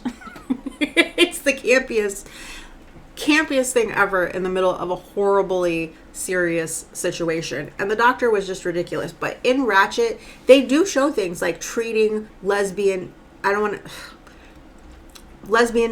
I really don't like saying it like that, but treating being homosexual with hot sauna wraps. I don't know if you've ever seen them, but they had these, they were almost like tanks. And they would literally lock you in with just your head hanging out. And they would basically steam you until they, like, I don't know if they thought they were steaming the mental illness out. I don't know what, but it was brutal and it could be dangerous and it actually could go very wrong and hurt people. Another thing they would do is they would put people in ice baths for way longer than they should have been, like until like their body would start to go into shock. I guess they thought they were cooling down their excitement, their sexual excitement for the other. It was just ridiculous, the lengths they would go to stop people from being gay. But they do depict how unregulated hospitals, especially mental health facilities, were back then, and the kind of stuff you would get away with because there was really no oversight. And still to this day, we have that problem. For a lot of you are aware, Paris Hilton, she went to one of the youth inpatient treatment facilities. She ran away several times. Daniel Bergoli, or Bad Baby, she was sent to Turnabout Ranch by Dr. Phil. Now they're saying Turnabout Ranch is very similar. I worked at a place called the Judge Rottenberg Center, and it took the most violent kids in the country, developmentally and behaviorally disabled kids, and put them all together. They took kids from New York, the state of New York. If they were expelled and had been expelled from so many schools, they couldn't be part of the New York public school system, they would send them to the Rottenberg. And then you also had kids from Boston. And so you have Boston and New York together. And yeah, there were a lot of Boston versus New York fistfights and clashes. But one of the things that they did what made them the worst and made them stand out from Turnabout Ranch or the place that Paris Hilton went to is they use General Electrode devices. They are low voltage ECT, 9 volts, 9 to 12 volts on arms and legs. And they gave something called a sled. It was like a clear plastic box that had 4 remotes. So you have each leg and each arm. The remotes were all tied together to all of those particular gen electrodes, so that what would happen is you couldn't push the same one. So like say you push the same button. There are 4 remotes in the sled. You would have it on your belt, literally. I had that fucking thing. They called them a sled. I would have it on my belt. You take it and if you push the first one, each time the person has a behavior, they're for violent behavior. So attacking someone or self-harming, that's what they would use it for. Not saying anything, violent speech. You never punish anybody for speech. So say you hit the first one and then right after, like 10 minutes later, they do it again. It's set up so that if you hit the first remote a second time, that shock does not go to the same one. They alternate and you will never know which one it will go to. So you could hit the last one, but end up with the same one because you don't know which one it is, which is why every time someone gets a GED or a shock, you have to rotate all of them so that they don't end up getting shocked in the same place if they get it again. The rules were you couldn't do more than 20 in 2 hours. Once you hit 20 and it was under 2 hours, you had to remove them for a 24-hour period and find other means. And what happened is many people sued them over this. This has always been a bone of contention.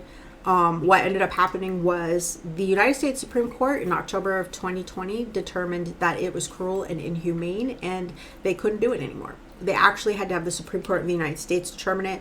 What was happening was that the court in Massachusetts approved it and a judge had to issue a court order to allow a kid to go on gen electrodes. But like I said, the Supreme Court has determined it's cruel and unusual punishment and they can't use them anymore. That's only recently. When I worked there, I really did feel like I was being indoctrinated. Yeah, shock collars. It's not a collar, like it literally wraps around your arm, each arm and each leg, like a cuff. It's really like a very thin Velcro cuff. And then there's a contact point on couple places on the cuff. And what it feels, I took it when I did the training. I got the shock because I wanted to know what it felt like. I was not going to give it to somebody else if I didn't know what it felt like and if I couldn't handle it.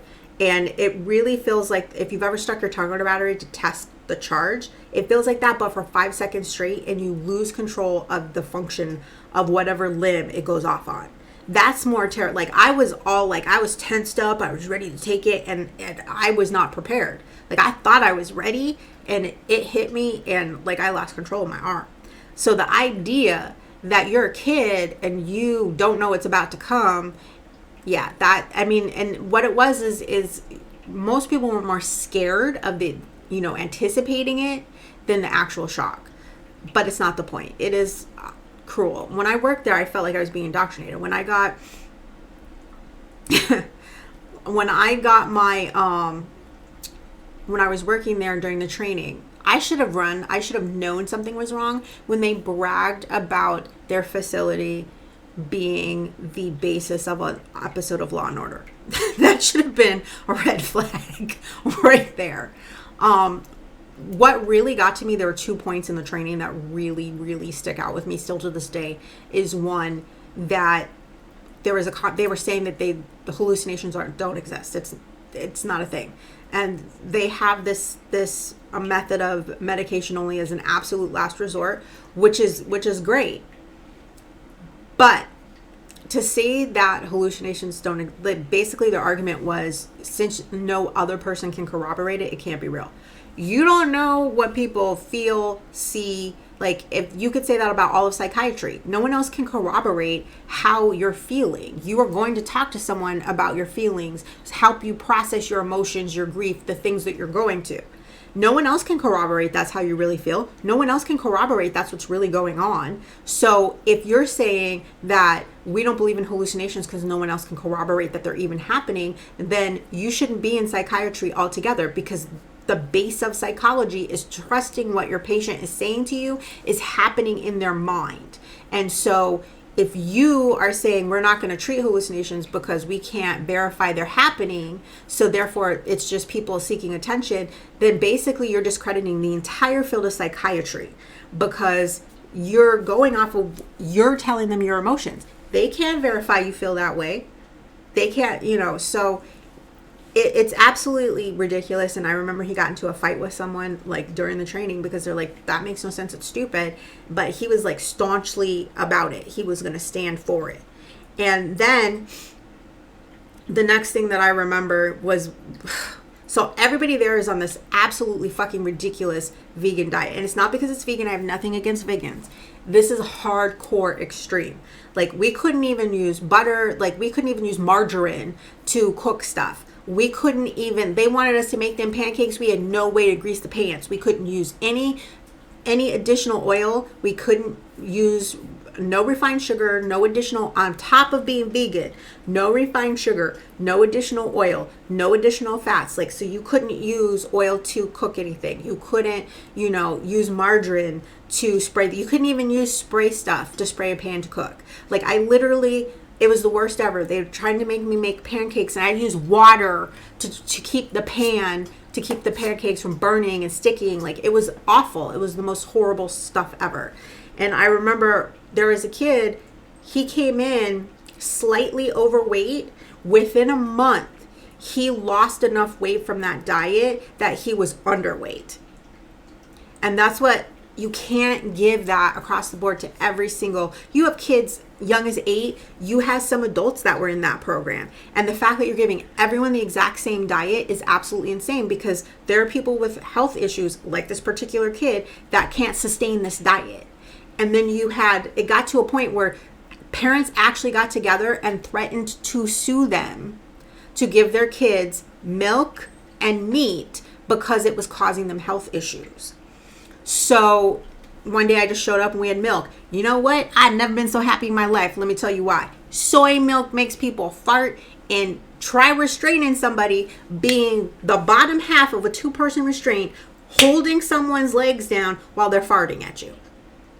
Not fun. So yeah, I was hella happy to see whole milk, because I'm not going to get farted on anymore. But it wasn't just that. Like, the stuff that really like gave me PTSD and got to me was the stuff that the staff did. Like, the staff that obviously were not equipped to be working there. Like, people always wonder, like with Paris Hilton telling her story and Danielle Bregoli telling her story, what did the staff do? Where were the staff? Look, I went to supervisors. I turned people in so often. It was ridiculous. And I started to think there was favoritism. I started to think that like the supervisors were covering for certain people. And 2 years after I left, they got sued. Or 2 years after they left, they actually got indicted. They're the only one of these type of facilities to ever be held legally accountable for the way they do their business. And it took them 2 years to indict them. And when they did, that was like really when like stuff started to come back, and I started to, realize that the stuff that was traumatic for me was the way people were treated. And when this indictment was handed down, that's when we found out that the people up top, the people above the supervisors that we would report bad things to, were covering stuff. That's why this indictment happened. There was a mishap with the gen electrodes, and someone was calling the residences and pranking them, a former student, and telling them to give them the shock. Well, the rules, they drilled this into us in training. You don't give a gen electrode unless you see the behavior. So if someone comes to you and tells you there's a behavior, you don't do it. And someone called these houses and said it, and they did it. They're like, oh, you're from supervision, from monitoring? I'll go, like, no, you should have known. Or You should have hung up and called back. You should have double checked something. No one did anything. 3 separate residences this happened at. They were calling. They got more than 20 shocks in a specific, in the 2 hours. They should have been removed. They should have called monitoring and said, okay, we've hit 20. It's less than 2 hours. So monitoring can, because it's legally, you have to denote that. It has to be written down someplace. And they didn't. It's a failure of the supervisors. And so not only that, the kids got burned because they were not rotating the electrodes. And that's where it came out that the higher ups, like stuff would get reported, they would pass it on, and the higher ups were covering the stuff up. They were not actually dealing with any of it. And that's why this indictment came down, because they actually tried to delete the video footage of it, and they tried to, so they got hit with obstruction of justice and destroying evidence, because they were trying to not be held accountable. And that was when I realized that the higher ups were actually not punishing people. It wasn't the people I was reporting it to, it was the higher ups, because they didn't want scandal. They didn't want, it getting out. And so people do whistleblow. People do try and do something. I was one of them. And I eventually reached my limit, and I'm like, I can't be here in this place where I'm working insane. My schedule was brutal. I would come in at 4 o'clock on a Saturday, and I basically lived there till Tuesday morning. I worked the second shift on that Saturday. I would do a sleep overnight, meaning I would sleep there. I would get up at 6 in the morning, and then I would start a double. Then I would do another sleep overnight, another double, another sleep overnight, and then I finally would get to go home on Tuesday morning. I basically lived at that place. And the one time I came in to cover a shift that I missed, my bus was late, so I missed the train connecting in, because normally they pick us up at a specific point, but because of this I had to go to a different point. I called to say, I'm going to be late, the pickup needs to, the guy was like, can't you read a fucking schedule? And I'm like, seriously? After all of the stuff I've gone through, being fucking bitten, a kid tried to bite my finger off. Literally, I still have nerve damage from where he partially severed the nerve. I've been thrown into walls. Like, I could go on and on, going through all of that nonsense, dealing with all of that, and you're going to give me attitude because I'm going to be late. I could have called out. I could have been like, I can't get there.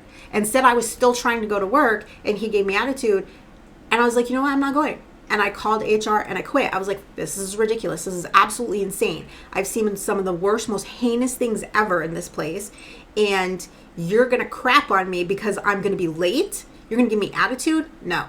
And literally 2 weeks after I left, my friend, who was the overnight supervisor at the house that I was at, the whole house was losing it. This was a low functioning, high crisis house. And what happened was, in the morning, all the kids except for one were wilding out, to the extent that everybody was in restraints except for one kid.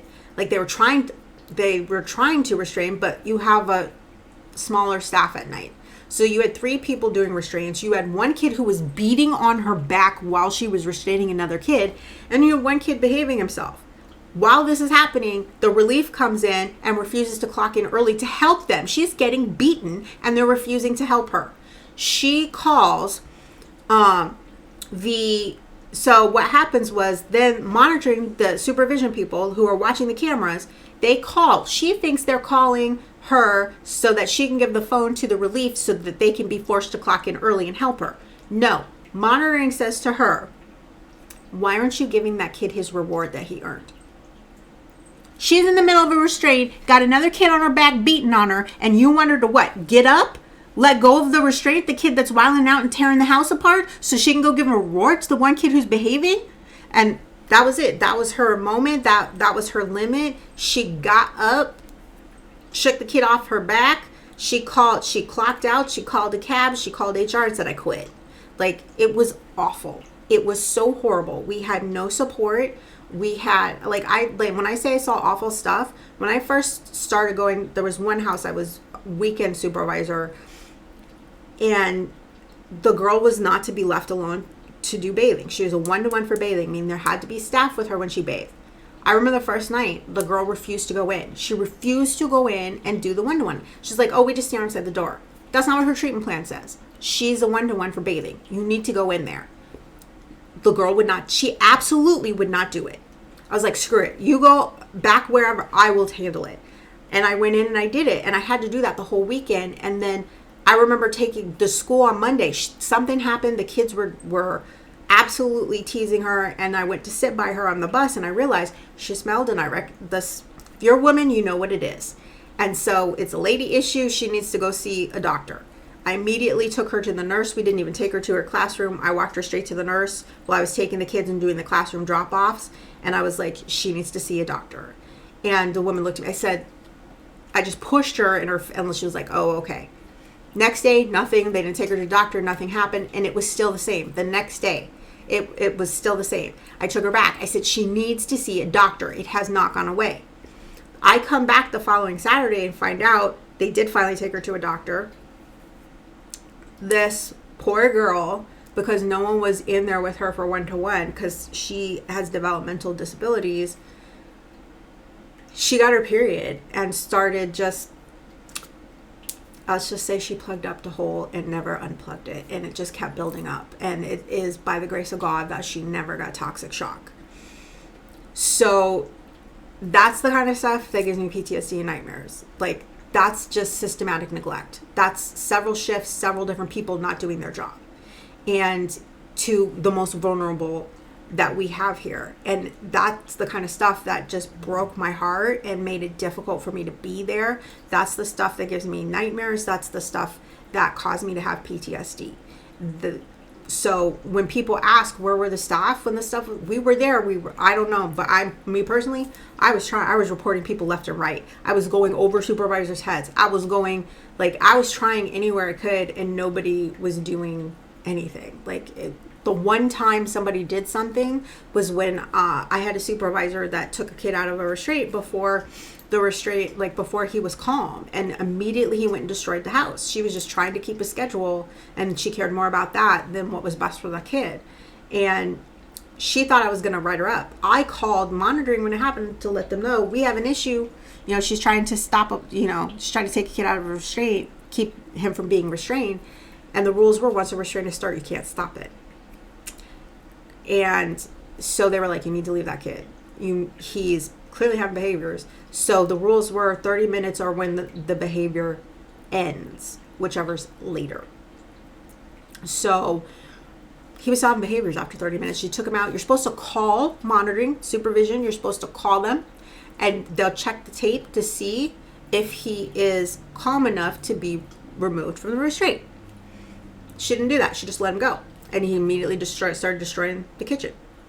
And I think she thought I was going to write her up for that incident. And so she preemptively wrote me up. And they called me in and they're like, you don't ever get write-ups. What the hell is happening? What happened? And I explained the situation, and they looked at the tape and they were like, you are correct. He never should have been let out of that. And he was like, why did she write you? I said, I think. And he was like, do you think this was a preemptory write-up because she thought you were going to write her up? I said, it has to be. I figured that just calling you guys was enough when it first kicked off. I wasn't going to go beyond that. And then the next weekend I went back there and she was no longer a supervisor. So, I mean, there were times when people did what they were supposed to. And there were times where there were a lot of times they did not. There was a lot of sexual harassment that happened to, I had a coworker, she was sexually harassed. A man went into her purse, took her phone out and put his phone number in it and called himself so he could get her phone number. And then was harassing her while she was not just at work, but in her home. Like while she was in her off hours. And the man was married also. And she was not the first person that it happened to. And their response when she reported it was, well, it's up to you if we actually terminate him. Of course, nobody wants to have some guy that has kids lose his job and have it be your fault. That is exactly why they did what they did. They wanted her to feel so guilty that she wouldn't do it, that she wouldn't go ahead, and they wouldn't have to deal with the ramifications and a sexual harassment scandal, which is so fucking ridiculous and insane. So the place was just, it was awful. And that's why I absolutely believe Turnaround Ranch and the place that Paris Hilton went to would be like that. Because yes, there are people like myself who want to actually help them. And what I would do, I would smuggle books in because you weren't allowed to give them anything ever. And I literally would have to smuggle books in and give books to kids. This is a school that, look, they spent $80,000 on African art, but they didn't have a library. Okay? They had a weight room, but they didn't have a library. And yeah, the weight room was a hell of a bad idea because right when I started, some kid hit a staff member over the head with a dumbbell, and he ended up with 5 staples and was in a coma for 2 days. So yeah, the weight room was a horrible idea. And what happened was, I would smuggle the books in, and there was one kid, he was 2 weeks out from having to go in front of a judge to see if they were going to put gin electrodes on him. I gave him the collected works of H.P. Lovecraft, and that kid sat there with a dictionary and did whatever he had to do to read that book, and that probably saved him from ending up on gin electrodes. So, the power of books have saved many a kid's life. They've given them hope, and they've opened doors to them that they didn't know were there. And so to me, it's beyond belief that you would not have a library in an actual school. So the whole experience was probably one of the worst, but it didn't turn me off from working in mental health care. I just knew I never wanted to go back to inpatient. And every time that I've that type of inpatient, I worked inpatient substance use, and it's different. It's not as stressful. I don't have to, compared to that, not having to restrain anybody. No one tried to beat me up. No projectile vomiters, feces smear, none of that stuff. I'm good. So much better doing inpatient for substance abuse. However, I prefer clinical, office work, where they come and go. And part of the reason is when you work in an inpatient setting, you get burnt out. You have to sometimes they need you to fill in, cover night shifts, even though that's not the kind of job that you have there. And it can be a lot sometimes. Versus when you work in a clinic and you see an intensive outpatient setting or a Suboxone clinic or something like that, you have your individual clients that you see for counseling on a regular basis, and then you run groups once or twice a day, and you leave at the end of the day, and because the clinic closes at a set time, you are not going to be required to cover shifts. And so it is a very much better setup. For me personally, it's healthier, it's better for my mental health, because burnout is very real when you work in these fields, and it can be really bad. So that's why I chose to stay in the field, but I work in the substance use field. Right now, I'm in the process of starting a practice for Arise Family Intervention, which is a process that I think is amazing, and the changes I've seen it have on people are just groundbreaking. So it's what you see on TV is the love style of intervention. That's the kind of one and you're done, one meeting, my way or the highway situation. What I did was, what I do is 6 months long. So there's no ambush. You tell the person that they are definitely going to have an intervention. Come or don't, whatever. Do it like that, and they always show up by the 3rd meeting, because you meet once a week for 6 months with the entirety of the family, so you can help reset the family dynamic, because a healthier, more well-adjusted support network leads to longer, more sustained recovery. So usually they see the family bonding, and now they're jealous and they don't want to be left out, or they just want to go because they want to see what shit you're talking about them behind their back. Either way, that is the beauty of the process. You get everyone involved. We do the genogram, which is basically a family tree on steroids. So it's not just your familial connections, but it's also any instances of mental health, substance abuse, having any physical ailments, all the life traumas, divorces, deaths, anybody losing a child, like a stillborn child, stuff like that. Military service can be traumatic. It can be considered a life event. All that stuff is in there. Because when you have it in one place on paper, you get a better picture of generational trauma and how the family is passing down the way they cope and the way they deal with things generation to generation, and how it's being adapted generation to generation. That's when a lot of secrets come out. Usually the person who calls in doesn't have all the family information, so we fill out the genogram as we go, and that's when you hear stuff. Like someone will be like, oh, I remember Aunt Faye. Aunt Faye was a party girl. You'll be like, what do you remember about Aunt Faye? And they'll be like, oh, I remember that time she was so drunk she tripped and fell and broke her nose on the step. And someone will be like, Aunt Faye was not just a party girl. Like, they'd be like, she was not drunk. Aunt Faye was high, and Aunt Faye nodded out on Grandma's front steps, and that's how she fell over and broke her nose. Like, that's the kind of stuff that comes out. Is like, people start to really see, like, someone will be like, yeah, I remember Grandpa always had a beer in his hand. And they'd be like, yeah, that's because your grandfather drank a 6-pack every day after work and a 12-pack every day on the weekends. And they'd be like, wait, what? You start to find out that certain family members have issues because everybody whitewashes their family history. They always try and make it look better to the people on the outside. And so when all that stuff starts to come out and you see the totality of all the generational trauma, it changes things and it puts it into perspective, especially for the family, that this individual did not get to this point by themselves, and they're not going to get better or sustain recovery by themselves either. The other point too is helping everybody focus on themselves, their own issues, their own problems, because family members love to sabotage recovery if they think it will draw attention to them and their lifestyle. So if they think that you will be threatened in any way, like they think that people are going to realize their shit stinks, so to speak.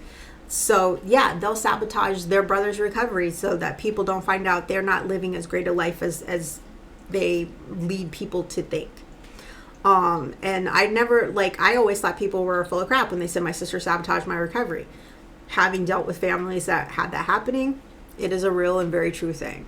And it comes from parents. Sometimes parents are so wrapped up in the identity of being the parent of an addict, they don't actually want their kids to get sober. It's unfortunate, but it happens. And then you have so that was just the other things that we do is we do the education. So we do an education piece so the family can understand the psychology, the biology of addiction. And based on the client, I may add an additional piece of education. So if I'm dealing with LGBTQ plus individual and it seems, I will do a piece on gender and sexual identity, because a lot of times the family tries to make the addiction about their sexuality.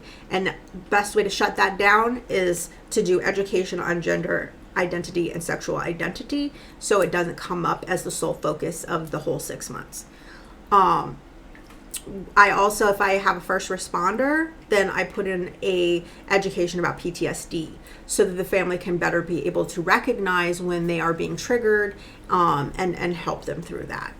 So then from there, we start working on communication, things like that. If I have a particularly volatile families that people have to leave the room, we have to separate people, I will do How to Fight. How to Fight is a workshop. If you ever watched Marriage Boot Camp, it is an integral part towards the end of the process. They do it every single time. They don't always frame it on how to fight, but like the biggest issue is a lot of people come out swinging. They don't do any conflict resolution. Whenever there is an issue, instead of having an actual conversation and figuring out a solution, they immediately get defensive and immediately it's a fight. It shouldn't be that way. So it's about helping people find out what triggers them and teaching them. There's very basic things. Stay in the moment. Whenever you have a disagreement or an argument, stay in the moment. Don't bring up stuff from the past. Don't bring up what ifs from the future. Stay in the moment. The next thing is, you have to deal with it, as early on as possible when the emotions are fresh, so that you can be able to verbalize what is happening. So deal with the conflict right away, as soon as possible. Stay in the moment. Most importantly, don't get personal.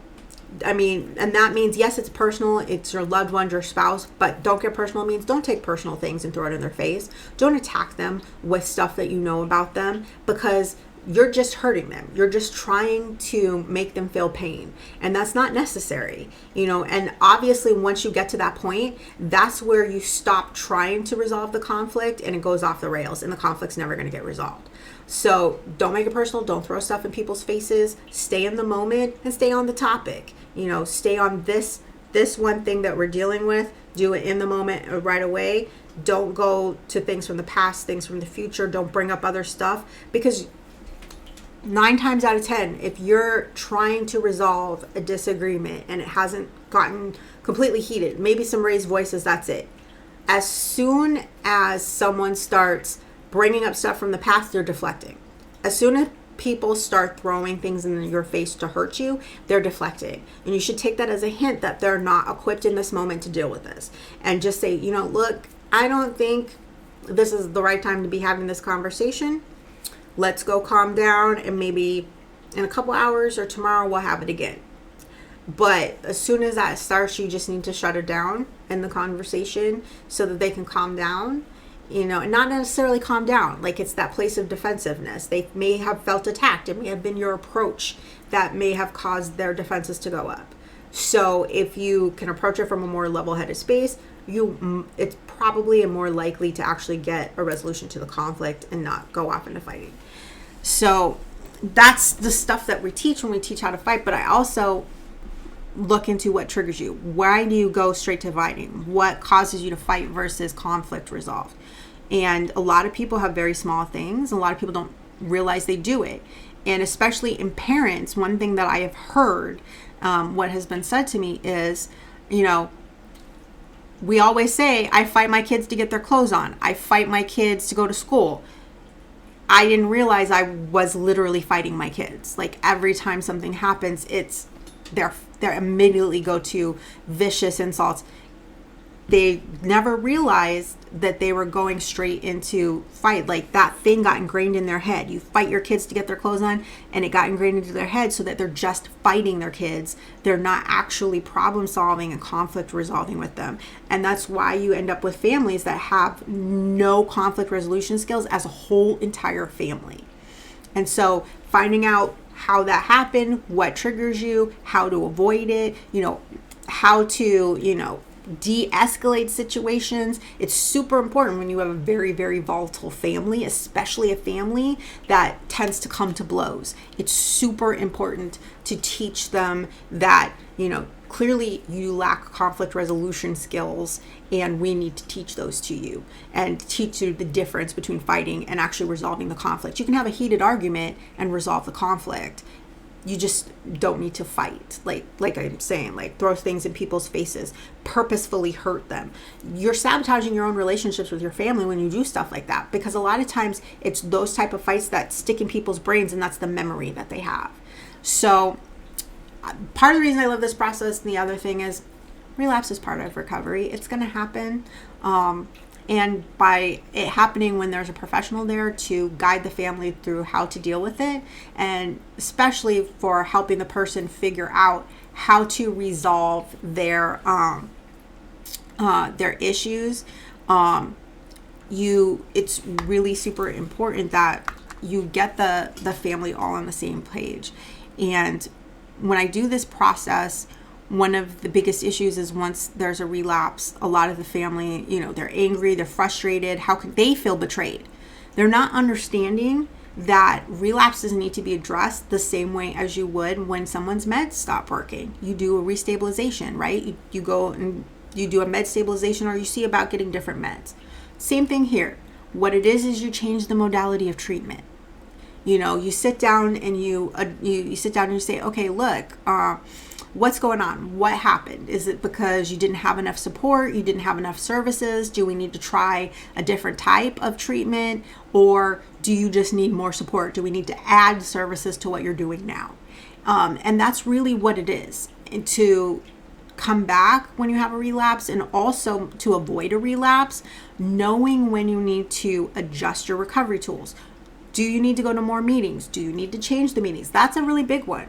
Sometimes people go to meetings and the meetings become toxic. The people who go there change, and it's not the same group that you enjoyed. And so it's really, really important that you recognize the times that you have to change your recovery tools. It's totally okay if you have to shop around to find, a 12-step meeting, because you know what?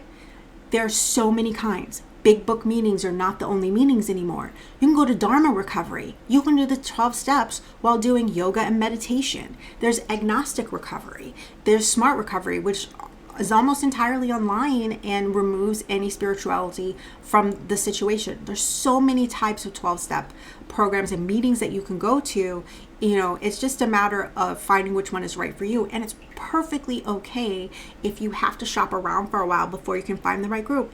And it's also okay if you find a meeting that you like, and then the meeting change, the dynamics change, and you feel it's toxic.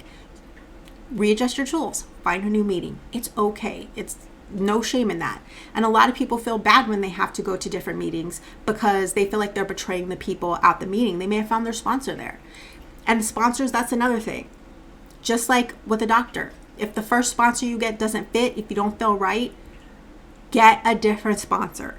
If they are secure in their recovery, they're going to be okay with you not needing a different sponsor. If you saying, you know what, I just don't think we mesh, I don't connect with your style as a sponsor, it's okay if you have to change sponsors. It's perfectly fine. It's just like a doctor. It's just like a psychiatrist. You can shop until you find the right fit for you. So it's just one of those things, teaching people how to adjust the recovery tools so that you can stay with sustained recovery, and you can see a relapse. And you can't always see a relapse, but sometimes there'll be signs, and if you can address them, then you can head them off at the pass by readjusting your recovery tools. One of the biggest things that people don't get told, that I think is really, really, really important, is that it's not a race, okay? You don't have to complete the steps. If you need to live at one step, and that's how you get and maintain your sobriety, maintain your recovery, do what you need to do. If you need to hang out at personal inventory, do it. A place that people struggle with a lot is making amends. Making amends is not for them. It's for you to be accountable for the pain and suffering you caused. And everybody's going to have that person that keeps itemized lists of everything they've done wrong. Those grievance collectors. They're like one step away from snapping. When you go to apologize to a person like that, yeah, they're going to have an itemized list of every single thing you've ever done wrong to them. And chances are you're not going to be able to remember half of it. If you're lucky, half of it you'll remember. Probably most of it you won't remember. So you can't give them a detailed apology and explain why I did this and how I won't do it again. If it's not good enough that you are apologizing for the pain and suffering and they won't accept it, and that's the other thing, some people just won't accept it. That's okay, because it's not about them. It's about you. And it's about you being at peace with the, holding yourself accountable for the pain and suffering you caused so you don't do it again. That's what it's really about. And if they don't want to take your apology, they don't, this is what I tell people. It hurts them. It doesn't hurt you. It doesn't affect you in any way. Because what they're doing is they're holding on to their pain and their anger towards you, and it's building up and it's going to get worse. And what's going to happen? They're going to die mad. Like, seriously, just die mad. Like, there's nothing you can do. Literally, you can do nothing to make them forgive you. Do not lose sleep over it. Don't get so upset that you go out and feel like you may need to use because you're so hurt and you feel like a failure. You're not a failure. It has nothing to do with you. There's nothing you can ever say that's going to change it. There's nothing you can do that's going to change it. So you know what? Let them die mad, because that's all that's going to happen. That's it. They don't forgive you. The only thing left to do is let go of their anger at some point or die mad. And you know what? Die mad. I don't care. Like, seriously, you did what you came to do. You did what you needed to do for yourself. Like, there have been times in my life I have been standing outside of a tattoo shop and I wanted to get die mad tattooed on me, just because there's so many times, as just, even if you do not have addiction, that you try to rectify a situation and make amends and people won't let go. And I've been petty. I've been known to hold on to things. So I get it. But it took, like I said, me understanding I can't change that. You don't want to forgive me? Fine. Die mad. I so much wanted to just get die mad tattooed on my middle finger and I could just flip them off because, I did all I can do. It's out of my hands now, and it is frustrating, and but it's important to remember it's not about them. It's about you. It's about what you're doing for yourself, and you're giving yourself the ability to forgive yourself. And so that's why a lot of people get stuck on steps 4 and 9. And like I said, hang out there if you need to. Whatever you got to do to maintain your recovery. And just really, really teaching these families that what works for Bob, Dick, and Harry is not going to work for Jane, Jill, and Sue. Everybody's different, everybody's recovery is different, and it's their own, and they should be able to make those decisions. And so that's why when it comes to the part where we offer them help, we offer them options. We don't just say, okay, this is the hospital, go here, or we're never talking to you. We say, okay, would you like help? First, ask if they like help. Everybody says yes. Many of my clients, the very first thing they say is, I'm not going back to inpatient. All right, that's cool. Let's try intensive outpatient. You still get the same amount of groups. You still get a meeting with a counselor on a daily basis, but you get to go home and sleep in your bed. Or if you have a job during the day, you can do it at night.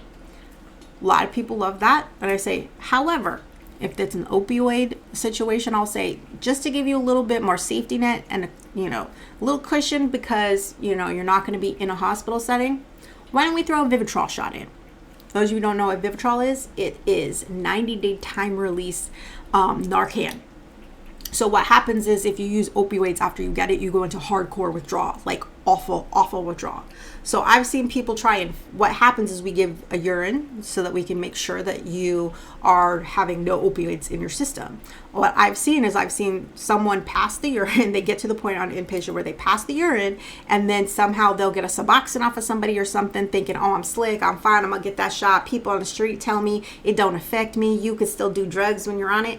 Girl, we don't even give them the shot. First, we give them a test dose so we can make sure, A, they're clean, and B, they don't react to it.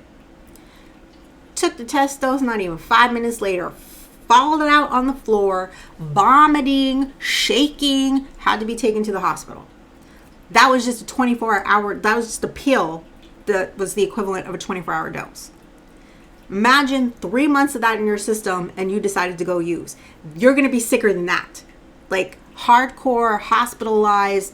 That's why people choose to take it, because they're more scared of withdrawal. And if they know they'll go into withdrawal the instant that they take anything, they'll be less likely to use. So a lot of people will add that on, or they don't want to do the shot. I'll say, well, can we do 30 meetings in 30 days? Whatever. But we work together to find something that they want, not what their family wants, what they want, and making the family understand why this is more conducive. And I've always had a problem with the fact that we get people who come in 20, 30, 40, 50 times. They call them frequent flyers. Well, you know what? They wouldn't be frequent flyers if after time 5 or 10, somebody said, you know what? This isn't working. Let's try something different. Instead of saying, well, the next time you'll get it. The next time something will click. How many next times does there have to be before they either OD or clicks? Change the modality of treatment. If inpatient doesn't work after a handful of times, it's time to try something different. And nobody wants to do that. And a lot of people don't. That's the other thing they don't tell them. You have options. You can try something different. You do not have to go to inpatient. And it became a really big deal when, I want to say it's 2019, when Ben Affleck relapsed and went back into rehab. That was his third stint in 15 years. Give you some perspective. I had clients at the time that struggling for 15 years as well. They were on their 75th inpatient stay. So they're sitting there feeling like shit. They're like, what the hell? Like, if Ben Affleck is a bum because he's going back to rehab for the third time, what does that make me? And that was when it became very, very clear. And when people are telling me, like, this is like, I'm doing counseling with them and they're like, oh yeah, this is like 50 or something. I don't know how many times. Like, that's insane. But at the same time, to me, that tells me that's a resilient person who's desperate to try and find a fix. And people just have not recognized inpatient isn't the way and offered them something else. And so I think that's one of the most important things in modern recovery that needs to change, is people need to stop warehousing people into rehabs and recognize they don't always work for everybody. And after so many times, you need to start trying something different than just sending them to a rehab, because there are so many other options. And that's really like the biggest crux of what I do, and like the biggest crux of me as a professional is making sure people have onus in their recovery, making sure the decisions are theirs. So you're going to be more invested, because I've had people come to me that were sent by, the government for probation and things like that. They were not invested at all. I've had people walk out like 2 a.m. And I'm like, you're going to jail. They're like, yeah, I'll be in jail by 5 o'clock tomorrow, but it's cool. At least I can get high. Like, that is the government. You have no investment in being there. The amount of people who stuff like that, it's insane because they're not invested in being there. So, for me, it was a big change. It's a better change. Clinical work suits me better. That's why this stuff is more of a hobby to me. I love it, but I really love helping people and seeing people get sober. And yeah, I've helped people get sober, and I've seen them relapse, and it's really hard. But that's why the Arise process is important, because it helps shore up their support network. And it may not all be family. Some people's support network is only friends, but it's just making sure that they're on the same page and they're working together to support the person in a way that's healthy and well adjusted. So yeah, it is a long process, and sometimes people do choose to do it more than 6 months. Because they don't think that they're secure in their recovery. It's whatever your family needs.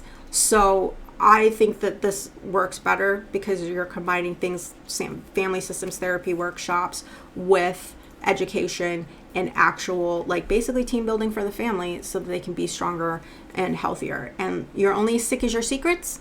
And that's what the process does, is it exposes the family secrets as a whole. And I've had some explosive dust ups some time to time. And the other piece to it is cultural competency. So obviously people call me and they want to hire me, and I'm not, and I feel like it's maybe a culture that I'm not familiar with. I may refer them to a different interventionist. If I feel like culturally I may not be able to help them because their culture is going to play a big part in the family dynamic and getting through the family, I may refer them to someone else who's better equipped to deal with the cultural aspects that come into a particular family dynamic, because I may not be versed in it. Like, clearly, if this is just an example, if you come from a very traditionally minded Chinese family and that you're an addict, I'm not going to be culturally competent to address the issue, because I'm not going to understand culturally the impact of your addiction is having on your family and why your family is dealing with it the way they are. So cultural competence is a really big deal when you look for a person to deal with your issue. So, and as a professional, it really is unethical for you to be treating someone where the culture is a big part of it and you don't understand it. You should be sending them to other people. So I take great pride in that. That's why I've adjusted certain parts so that I can, better educate family members. And I really do try not to treat people that I'm not culturally competent in the area. So it is important when you look for a therapist, when you look for anybody, if you have issues within your family that come from your culture, it is absolutely understandable that you feel more comfortable having, someone who understands your culture or is from your culture. And that's perfectly acceptable and fine. And I will never take it personally. And people tend to appreciate the fact that I would rather send them to someone who could help them, who are better equipped to help them. And they tend to be surprised because most people don't, tell people I'm not equipped and let me find you someone else.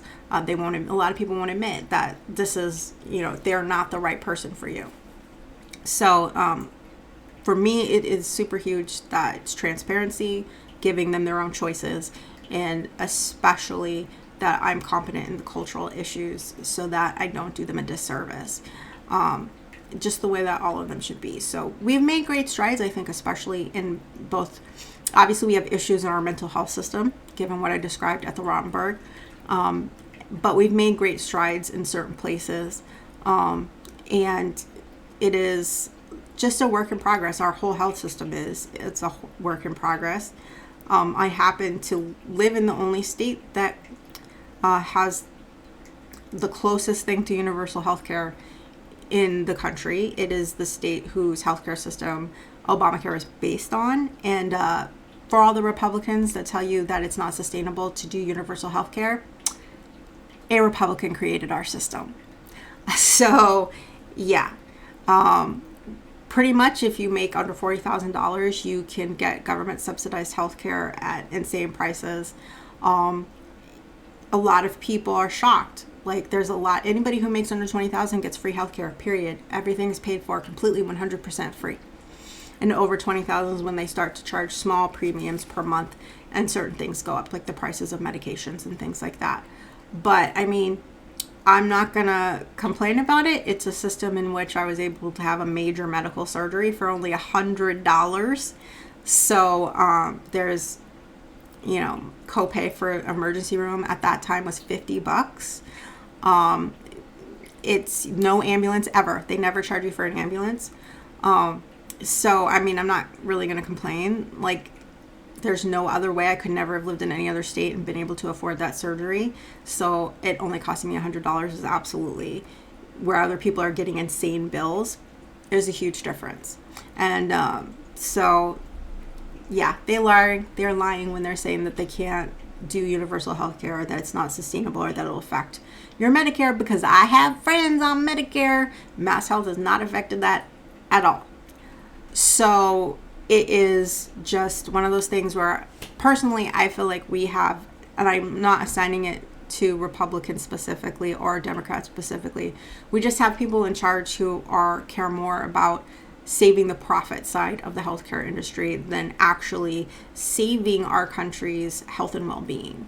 And that's part of the problem. Just like I said, like, our Congress is is deciding about what to do with the NFL sexual harassment, rather than deciding what to do about protecting women's rights, while you actively have people trying to repeal the ERA. So we just have a government with no priorities. Like, they really don't care about anything but their own personal interests, and that's both sides. Both sides will push whatever is in their own interest, and screw us. You know, you get rich, you push your personal interests, like the Vice show says, while we die. While we die down here, you take your time and figure out if the Washington football team has a toxic workroom. While we die, you know, we're all dying while Jeff Bezos is sending people to space. We're barely getting by. We can barely pay our bills. But, you know, be concerned about the Washington football team's sexual harassment. That's super more important than protecting all women in this country from sexual harassment. Choices. Priorities. They have no priorities, and they make bad choices. Which is why we need term limits. Well, that is it for today. So on Monday, I will be back. I am going to do two things on Monday. On Monday, we are going to be doing some Tell Me About Your People. So anybody from other countries, I'm going to put it up on Reddit and let them know it's open. It's just a place for you to come and talk to me about, share your culture with me. I want to know more about it. I'll share a little about my culture. And then we're going to do a little something new. We are going to watch shows from the 70s, 80s, and 90s, shows and movies, and we're going to see if they hold up. I think I'll do that for you guys on Wednesday. We're going to call it the hold up, and we're going to try and watch something, and I'll react to it so we all can see if it holds up. So until next time.